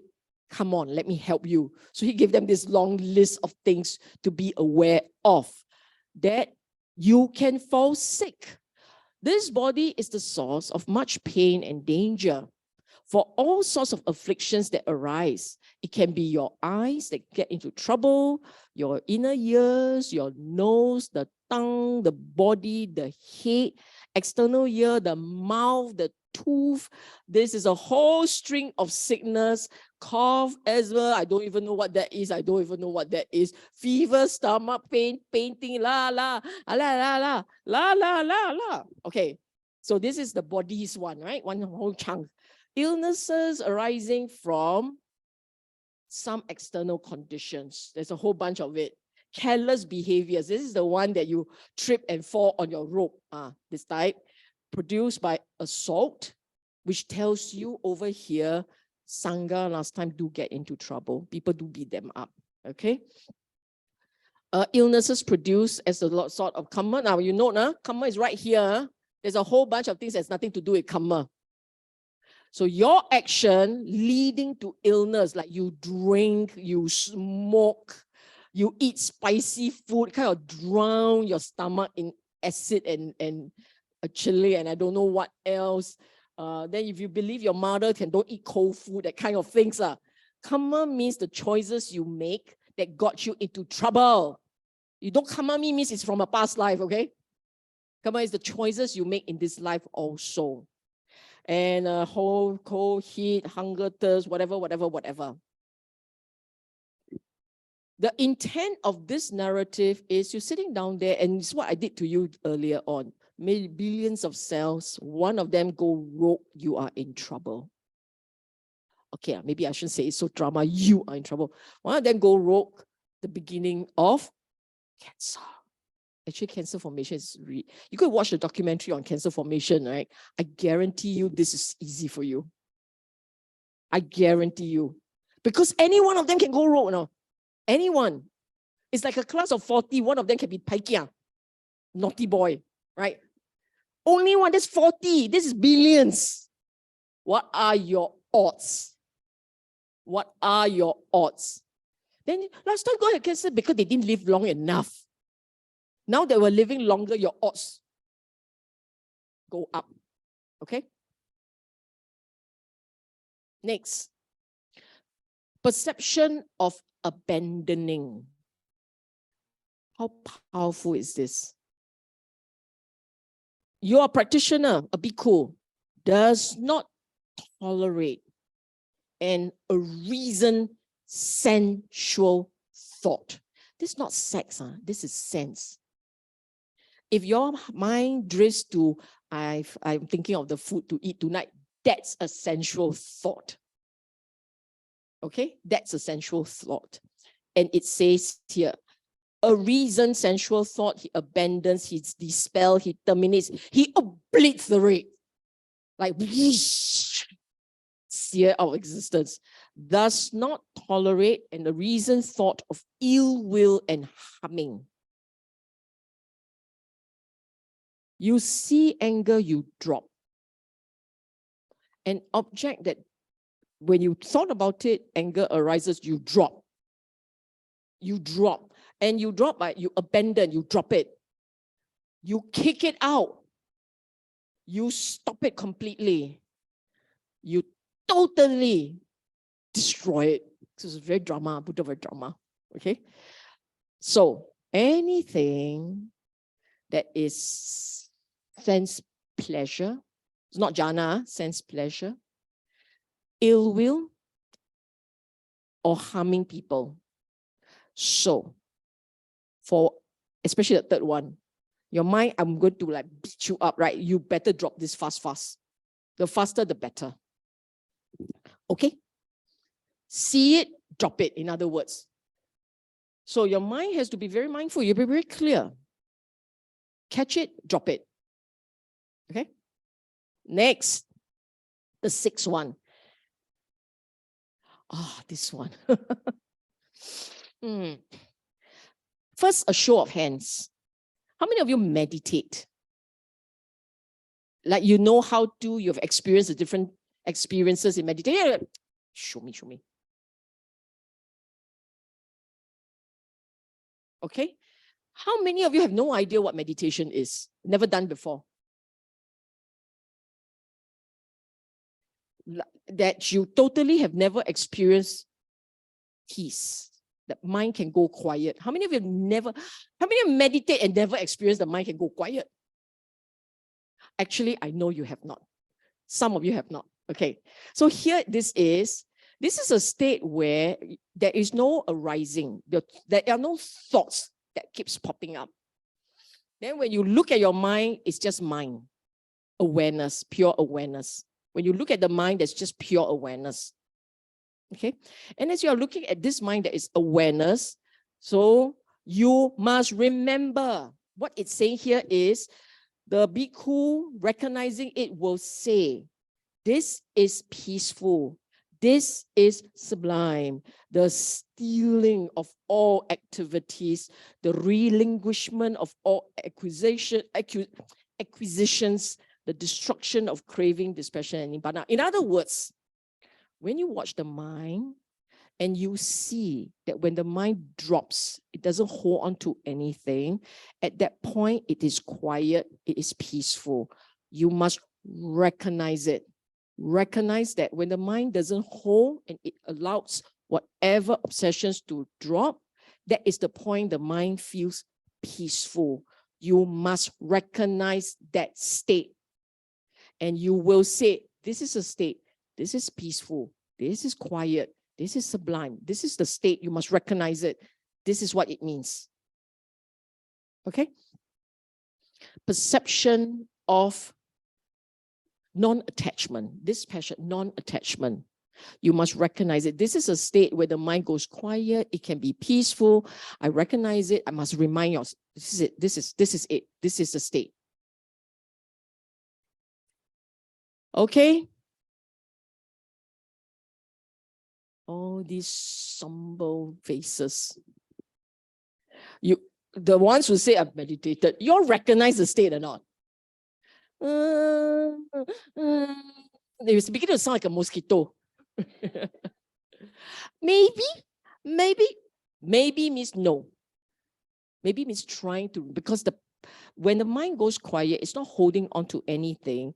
That state where the mind is not holding on to something is very powerful. You will remember it. And it doesn't have to be just in meditation.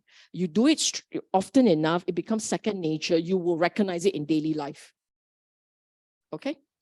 You don't recognize it in daily life. I've only seen it in meditation. It's okay. Better than nothing. I don't know, is that it? Is that it? Not it. Go learn under Beng Hok. He can help you. Okay? Then, Sister Sylvia, if I'm trying to get there, then you get nowhere. It's like a vicious cycle. Yes, do more good. Do service, do embracing, have metta, have karuna, compassion, embrace another, don't judge. How many times I tell you don't judge? Smile. Cannot meditate, never mind, just smile. I don't know how to smile. You are in trouble. Okay? You must know how to smile. Even if you don't know how to meditate, learn how to smile. Not like this, no good. Must smile naturally. The smile that comes from the heart, you'll be fine. And you talk like it's so easy. It is so easy. It is very easy. You just have to relax, enjoy, be quiet. As long as the mind does not have too many thoughts, then got thoughts, how? Then you must drop thoughts. That's why the earlier one says, got thought come out, just drop it. Got anger come out, then drop some more. Then you go into harming, you still got You still dare to tell me you have a problem, you cannot harm people. The mind must relax, relax, be calm, be quiet. I still cannot do it, go bow before the Buddha 20 times. After 20 times, can I get Nibbana? Try. Don't know. Maybe you can. Hey, up until this point, it's okay. Huh? Oh, yeah, why repeat 7? Huh? Oh, cessation. Same. 6 and 7. Anybody understand what it means?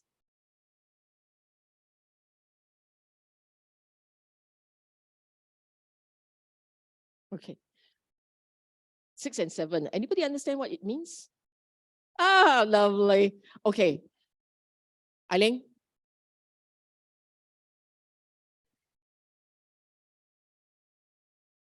You understand what it means? There's experience of it. Okay. So basically what happens is like this.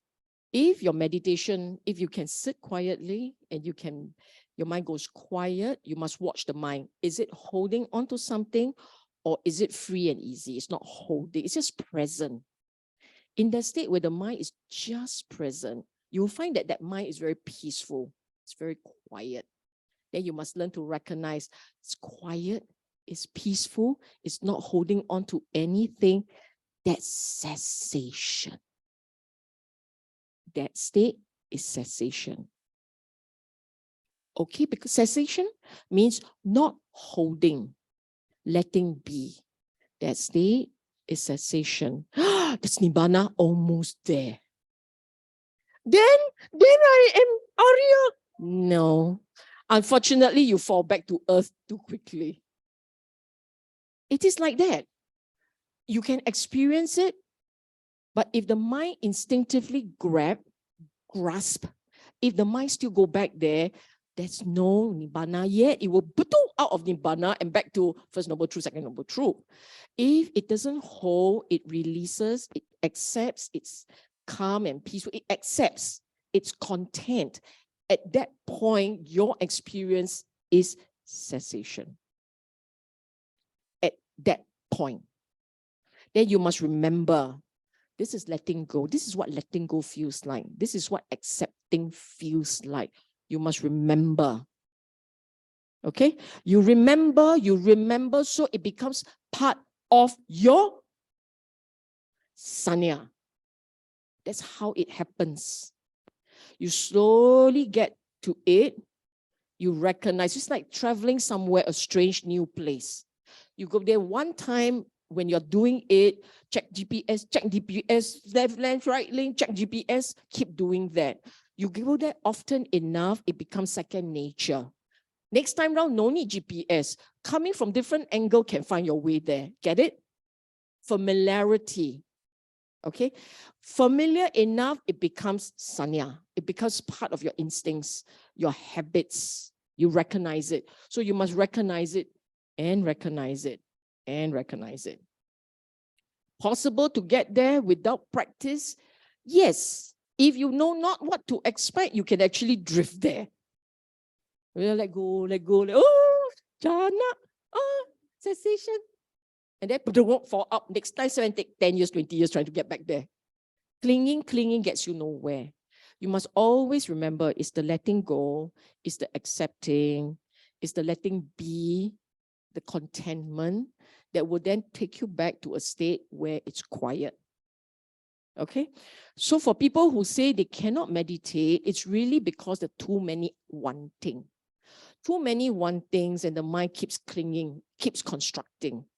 Too many desires. If the mind stops having construction, wanting this and I'm wanting that, I'm chasing this, I want that. Even spirituality, you can want. You just remember what I say. It's not about how much you learn. It's about how much you let go. How much you're content with. So you can unwittingly kind of drift to a state of contentment and you experience this stealing. It's quiet. It is possible. Then you try to make sense. Where does this fit into the checklist of attainment? Then you are out.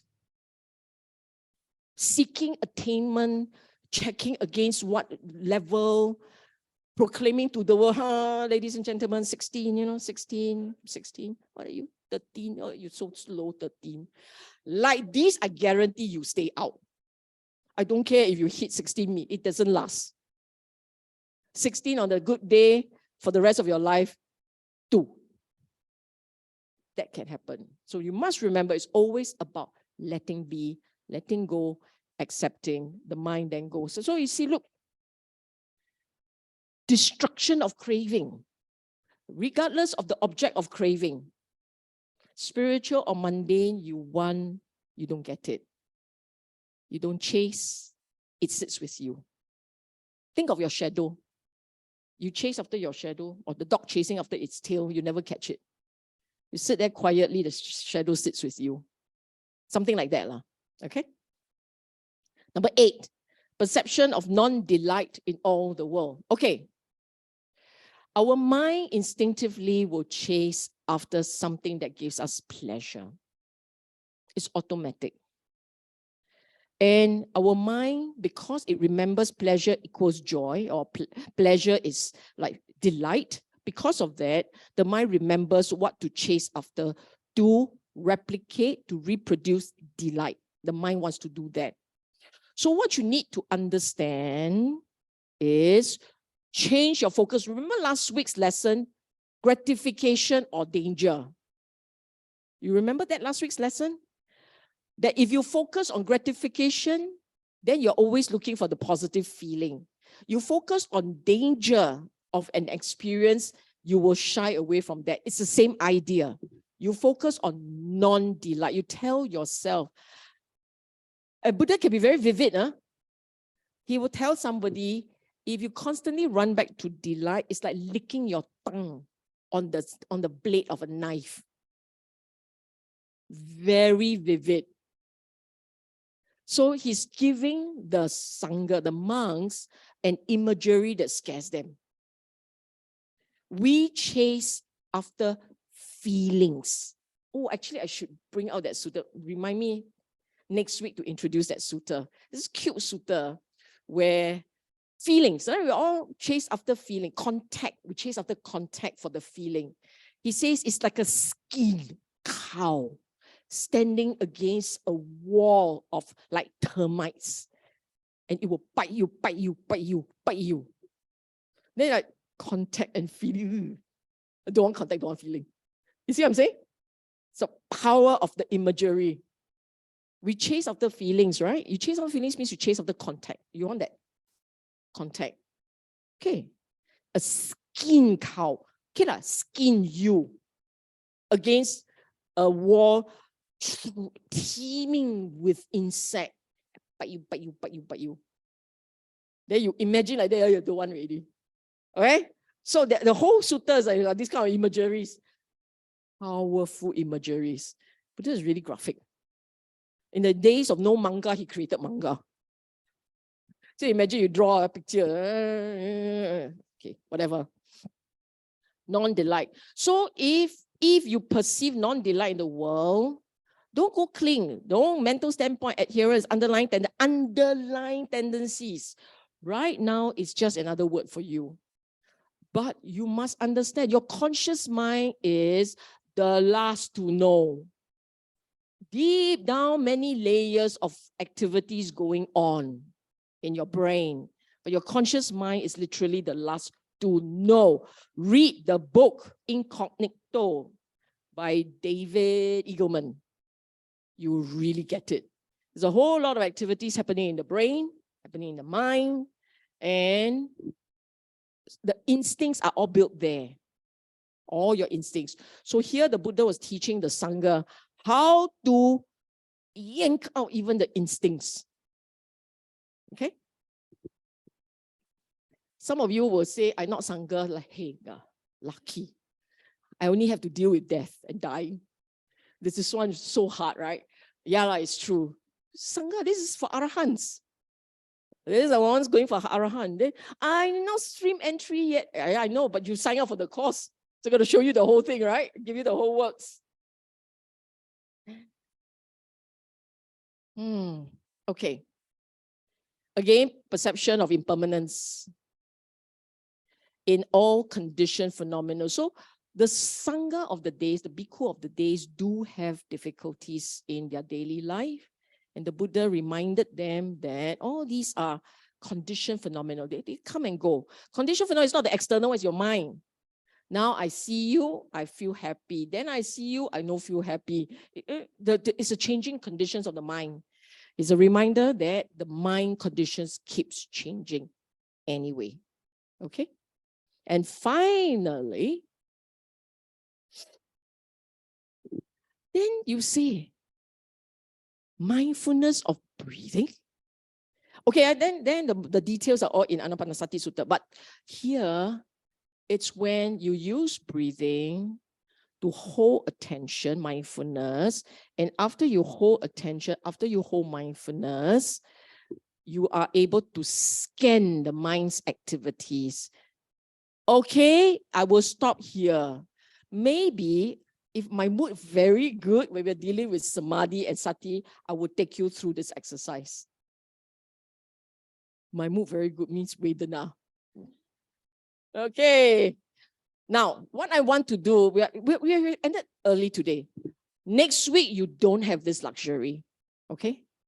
Next week is not going to be, oh, 4:30, I'm done. Next week, 5:30, we are done. So please, if you make arrangements, have it pushed back a little bit.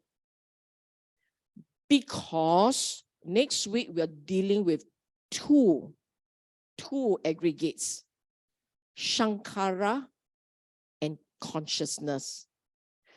After we are done with two aggregates, I need to consolidate everything and have 5 aggregates back in business. So you can understand, today only one aggregate, 420. Next week, 2 + 1 aggregate. I don't need to go home. Yes. But it will be fun. So don't say I never warned you. All of you remember this. Okay, what I'm going to do is, I'm going to give you 5 minutes. You can chat, you can think, you can write your questions and put online. At 4:25, we will start answering the question. Okay? Now it's 4:20. 4:25, we'll start answering the questions.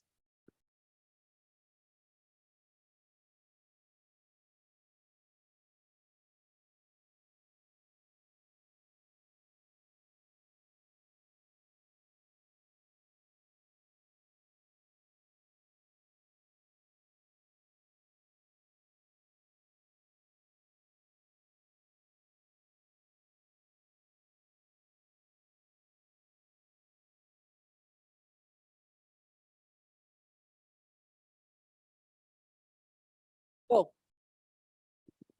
Number 1, our prejudices, Sanya. Yes. That's a fast one. Can Sanya? Your prejudices sits on Sanya. It forms your Sanya. But if you start thinking, then it becomes Shankara. So prejudices at a first level, first layer, it is Sanya. But even, isn't it at the last layer, your views, part of your So let's say already? your prejudices, right? Let's say your mind instinctively, oh, this is a Buddhist I like. You recognize a Buddhist and the instinct in you says, I like, that's Sanya. If let's say you say, oh, Buddhist, and I like Buddhist because, that's Shankara already. So if you look at someone and you say, oh, you're Buddhist, then there's a part in you that say, I know you, you're one of us. That part, right? That part that I know you is a prejudice, right? That's Sanya. Can Sanya be termed as the point of recognition? Yes, it can, but it shouldn't stay just like that. Because if you do it just like that, you may not realize that Sanya is your view. And the view is formed from many, many previous Shankara, right? Okay. Now what I'm going to do, very good question. Now I want you all to write down Right, right. Write down for yourself your prejudices. Prejudices, right? Your prejudices. You write it down, right? You don't have to tell me. I need you to verbalize it.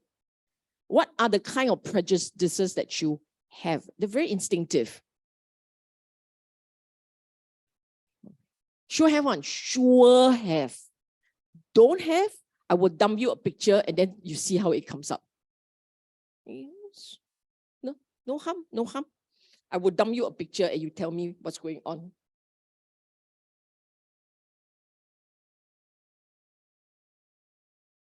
Behave very poor thing. Even the mouse got problem.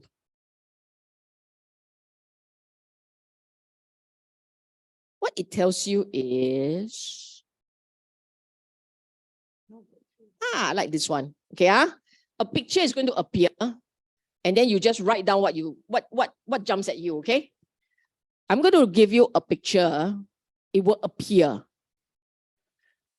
It will appear. Then you write down what jumps at you. Okay. Ayah.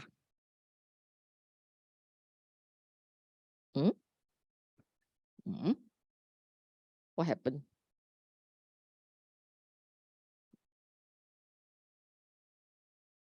Okay.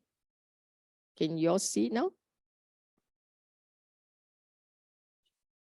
I want this picture. All means what, Okay, never mind. Just now could be done. I tell you what, I close the other. Okay, close the other one.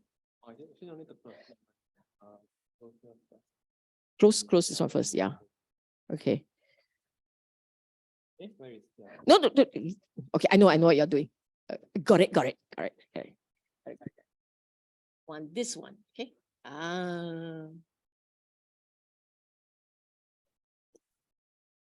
It jumps at you, right? Right, written ready? Right. I let you see. Right? Okay, what did you all write? Say. Poppies. Okay, what else? Flowers. What else? Red. I can't hear you. Color. He said color. Red. Okay, what else? Red color. Spring. Spring. Okay, what else? Beautiful. What else? Beautiful. Are you from Europe? Lovely. What did you see? Okay, you are young generation. If you were this age or this age, who's older than me? Or that age, right? What did you see? Blood. Blood, right? Poppies, representative of the destruction of World War I. Because you guys have no background whatsoever, like, what is wrong with this crazy woman? Okay, give you another one. So you see, you have no prejudice. You have zero prejudice. Now I give you another one. Okay. Wait. Don't get excited. I deliberately chose this one so that you will know. You know standard. I give you another one. Okay, like, let's do this one.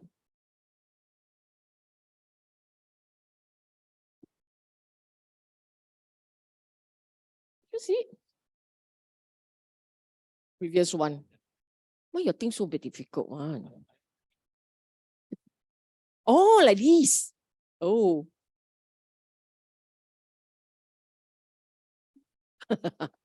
Okay. Now we put that one. I know BF needs a new laptop also. Okay, like. Okay, what did you write? Offering. What else? Which one says offering? Which one say offering? Which one? Nothing, right? Nothing says. What did you say? Arms bowl. It's Sangha. close. The cloth is there.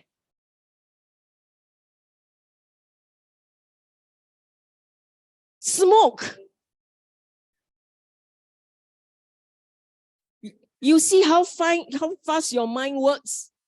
See alms bowl offering. Who had something else to write there?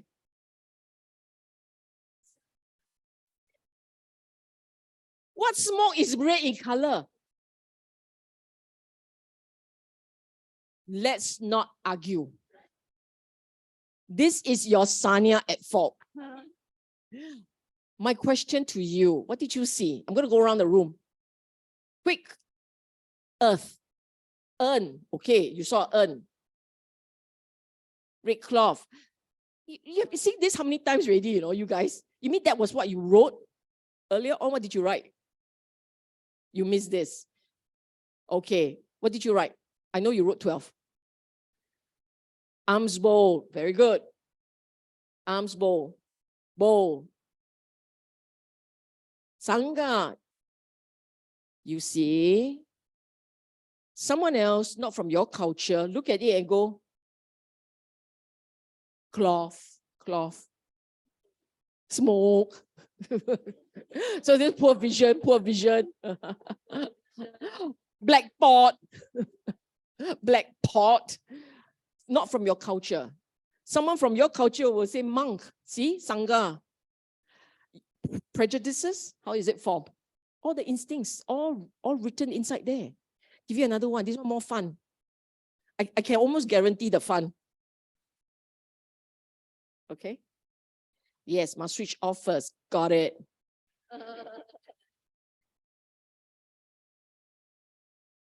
Okay. What do you see?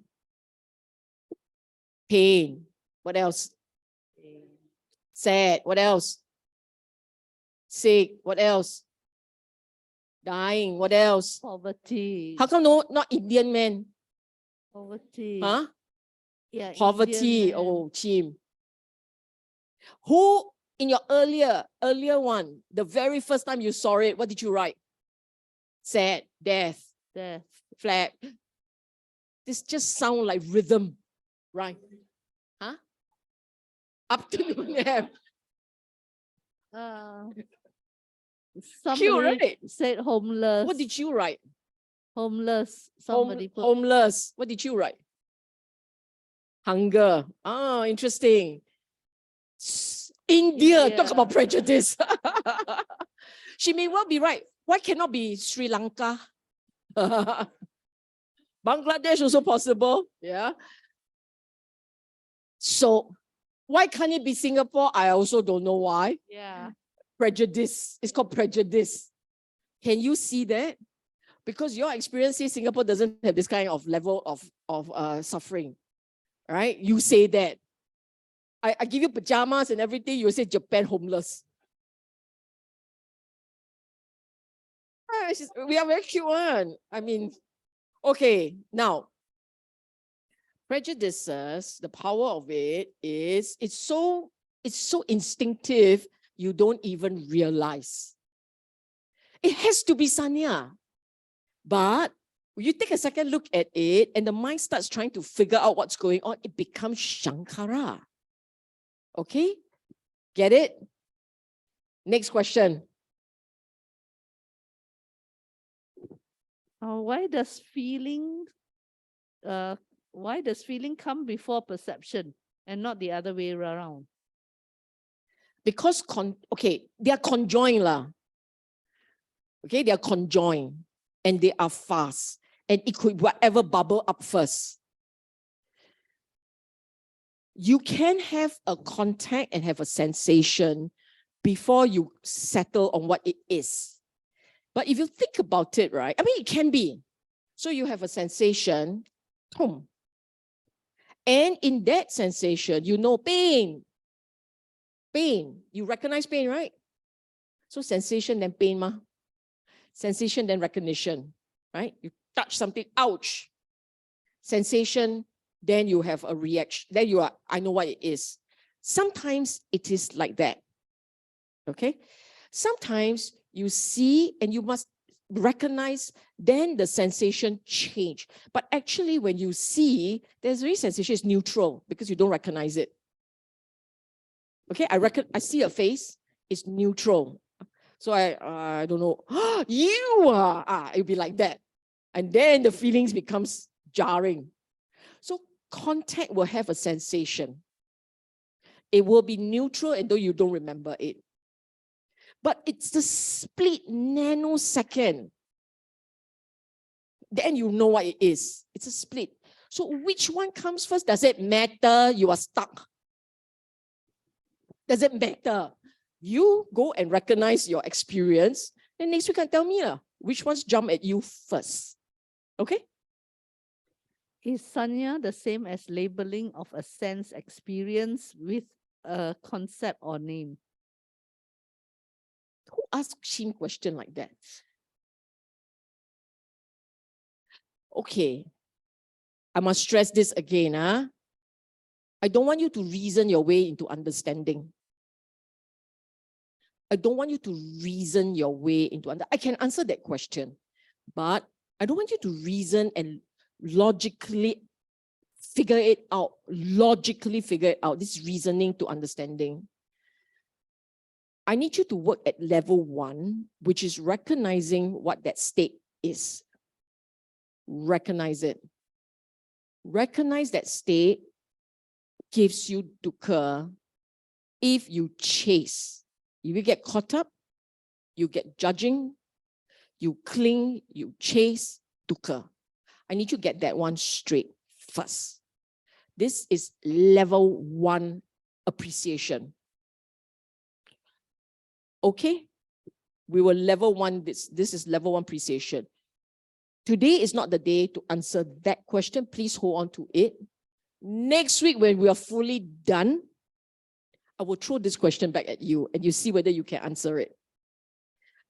The reason sometimes I will do this because I'm afraid that the more I answer, the more confused others become. If the individual is here in this room, come speak to me, we take it offline. But I will throw it back at you next week and see whether you have figured it out from your experience. Okay? Thank you. What is the relationship between papancha and sankhara? Papancha is sankhara. Next question. Sylvia, when you mention about perception of abandoning and dropping anger, yes, how does the dropping anger work? Do you try it's to also abandoning. do you try to drop the sense object which trigger the anger or try to stop the anger? Try to drop the anger. See anger drops anger, not the thought associated with it. See the sensation of anger, then literally tell yourself, this is just a sensation. I let it go. Can we rise? Bante. Bante is here. Or we just kneel and do Anjali.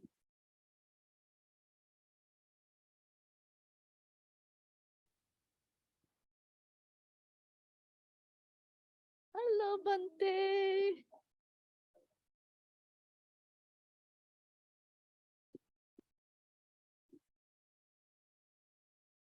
Thank you, everyone. What was the next question? I don't know. Oh, dropping the anger, we finished that. So the next question, I feel confused. Isn't sanya the I'm recognizing, I'm knowing, also known as arising from immediate contact? If so, how does our sanya change over time when it's ultimately driven by contact between our sense organs and environment? Two separate things. Sanya is contact. After contact, recognize. There's no I. They're two separate things. When there is contact and there's recognition, that recognition, the labeling, you all now know what sanya is, right? Okay. That part where you recognize, that one is sanya. The I constructed. Really constructed. Third class from here. Third one from here. So this week, Next week is going to be Shankara and Vijnana consciousness. Then there'll be 2 weeks break because it's Vesak and it's something else. So it's 2 weeks break. Then we will go into Anicca, Dukkha, impermanence and Dukkha. Then we will go into Anatta. That week, try to be here. Don't make my work harder than it is. Okay? Last question from online. What's the relationship between mindfulness and sanya, and how are they different? You can have no mindfulness and still have sanya. They are different. You think you suddenly got no sanya. Sanya happens all the time. You are judging, you are reacting, you are perceiving, you are commenting, labeling, but there's no mindfulness there. So when there is mindfulness, you know the sanya, you can recognize it better. When there is no mindfulness, you don't realize the sanya is playing a role. Okay? Sorry, one more last question. From Appeared just right. Should Yeah, be this just side appeared. first. Okay, never mind teasing you. Go. Okay. Go. From Sanya, we relate it to a view or prejudice. Isn't a view more like Sankara? No. Mental formation? No. A set of concepts and No. ideas strung together? No. Just remember when we were flipping through the pictures, in that split second, you caught, right? You had that idea what it is. That idea is view. You caught a picture, you have an idea. There's no creation generating, there's no generating of more ideas. It's just like caught idea. And it's very fast. That split second part is sanya. But this sanya is many, many, many years and lifetimes in the making. Because we are Buddhists, everyone here believes in rebirth. Yes, that's a prejudice. No, it's an assumption. You're all Buddhists here, you believe in rebirth. Yes?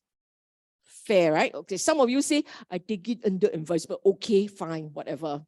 The point is, if you believe in rebirth, you must understand the past is not completely erased. There will be remnants that still comes back and be part of this life's sanya. Okay?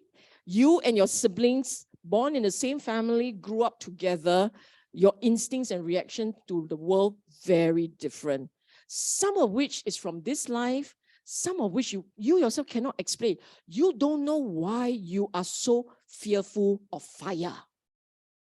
You don't know why everyone swim like a fish, you swim like a frog. You don't know why.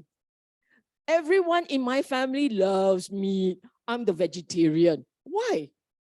Don't know. Just like that. Little ones go up to mother and say, I'm not eating another egg. Why? I love chicken. I don't want to eat their babies.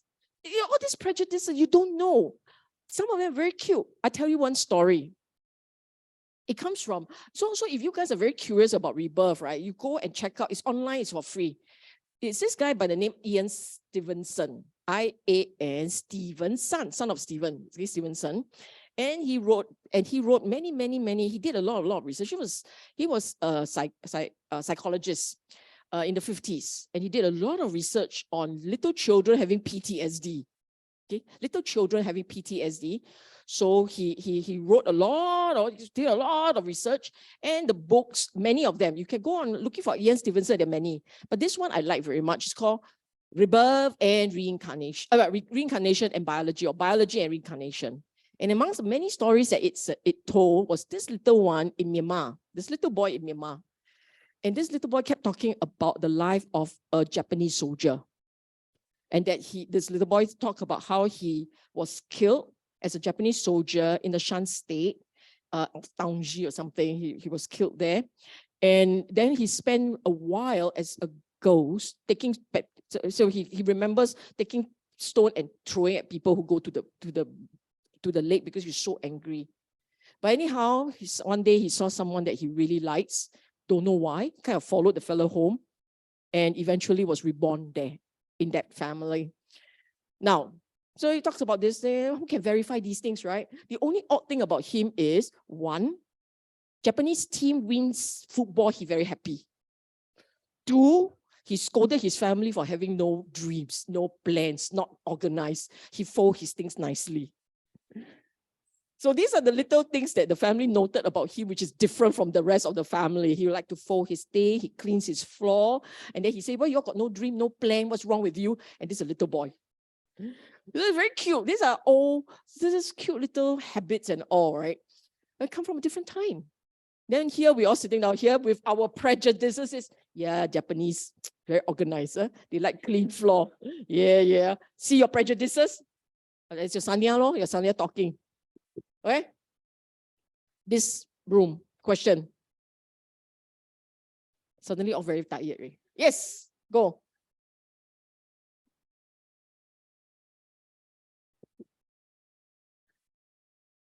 Hello, yes. Sister Sylvia, I was wondering about, just now those 10 that you taught, right? Including the non-delight and the unattractiveness and the then how does one balance that with like the teaching of gratitude, which you have to see the beauty of certain things? No, gratitude is a mental state.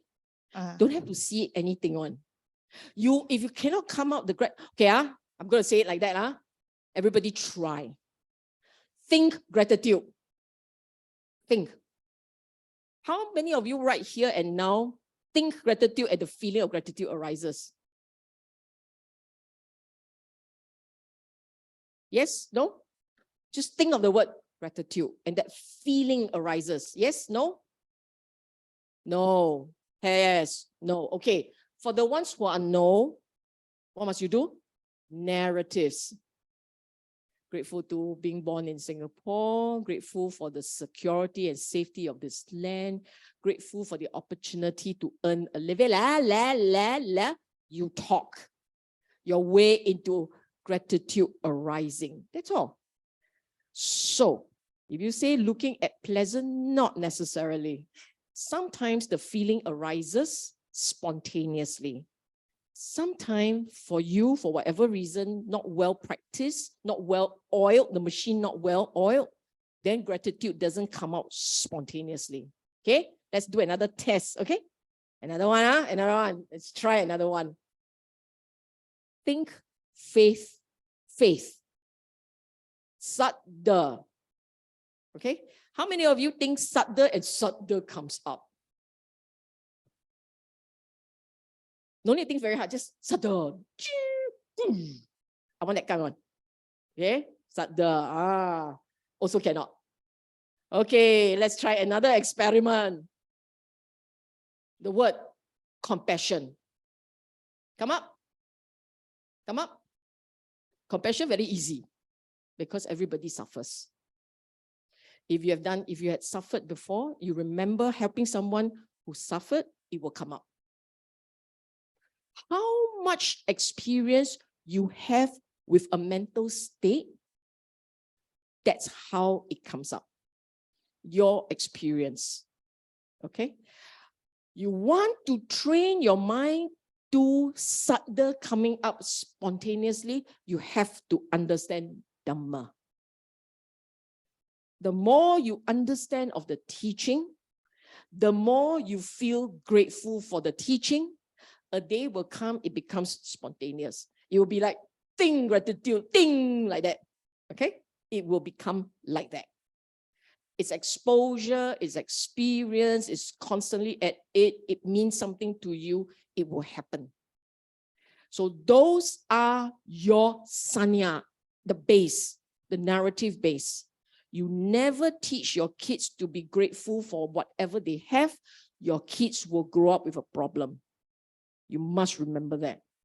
You want to teach the young ones, especially your young ones, you want to teach them to be grateful for the little things in life so they don't go around feeling entitled. Then they'll be very dukkha. Okay? Okay? Thanks. Yes. Who?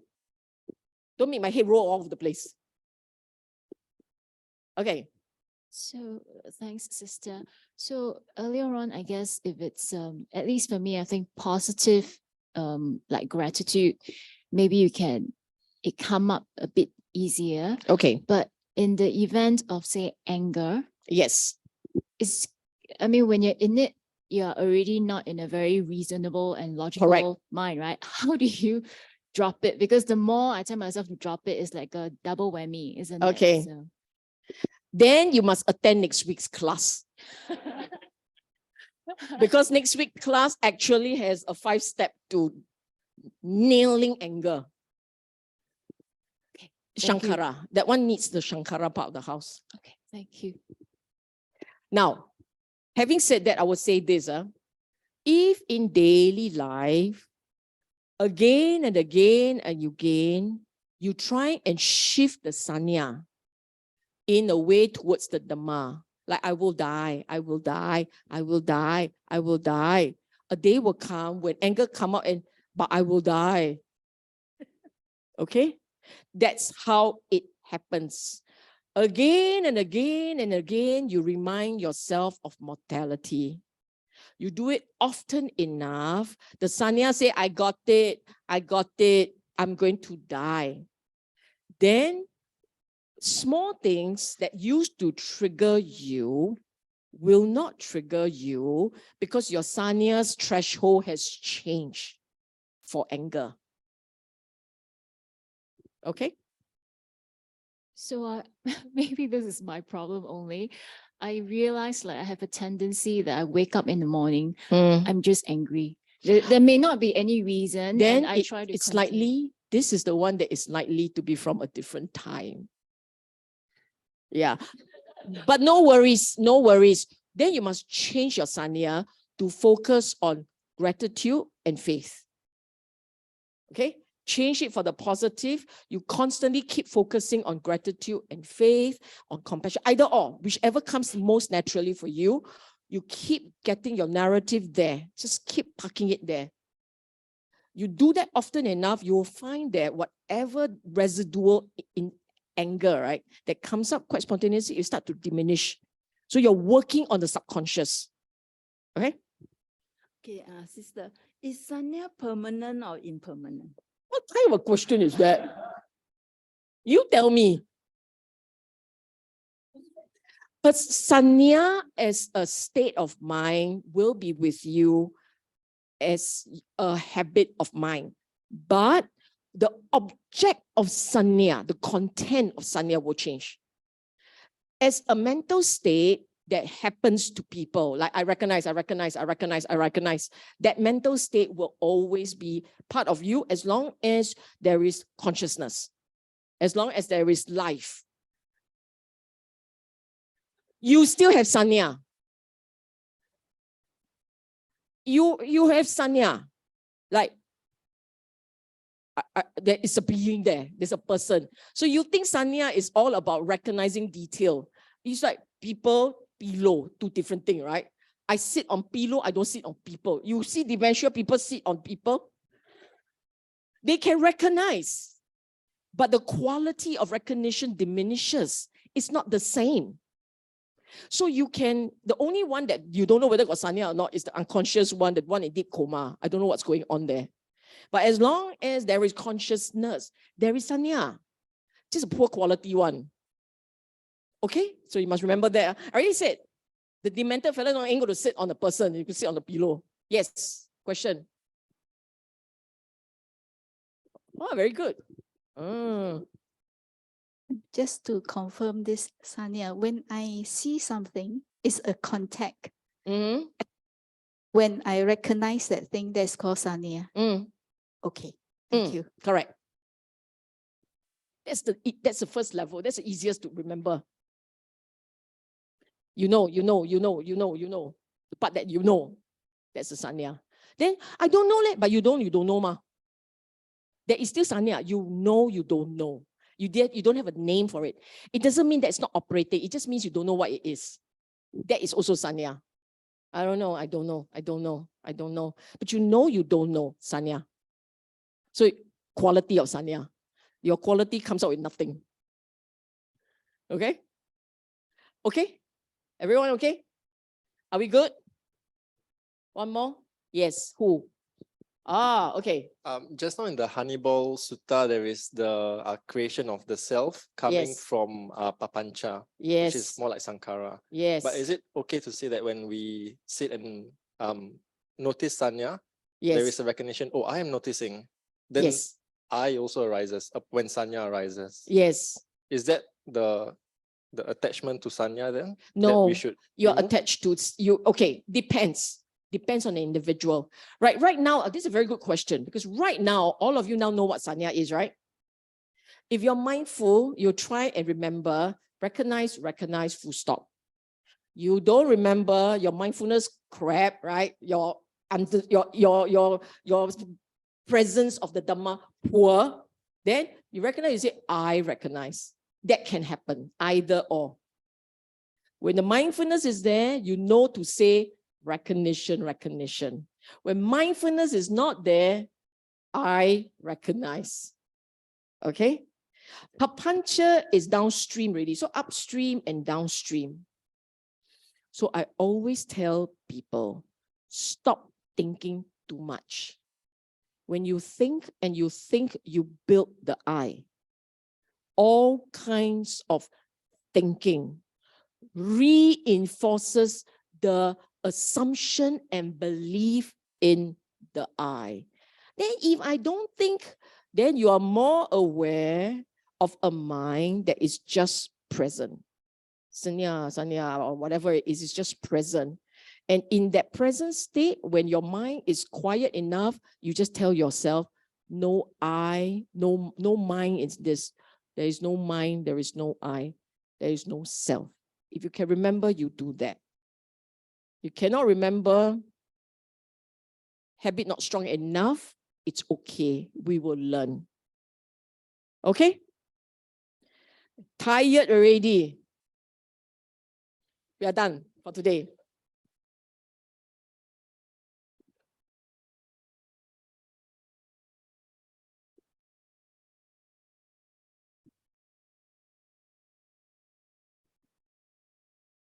Okay. Let us invite all sentient beings to participate in our quiet merits. Etta vata cha amhehi sambatang punya sampadang sabbe deva anumodantu sabba sampatti siddhya. Etta vata cha amhehi sambatang punya sampadang sabbe bhuta anumodantu sabba sampatti siddhya. Etta vata cha amhehi sambatang punya sampadang sabbe satta anumodantu sabba sampatti siddhya. Let us invite our departed relatives and friends to share in our quiet merits.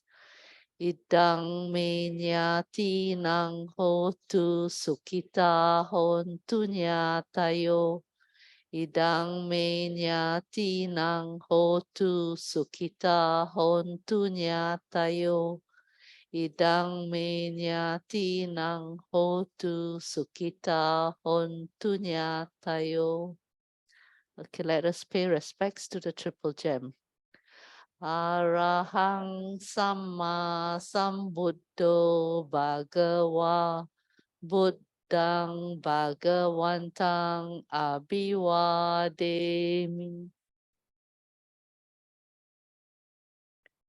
Swakato Bhagavata Dhammo Dhammang Namasami. Supatipano Bhagavato Sawaka Sangho Sangang Nama. Sadhu, sadhu, sadhu. One announcement.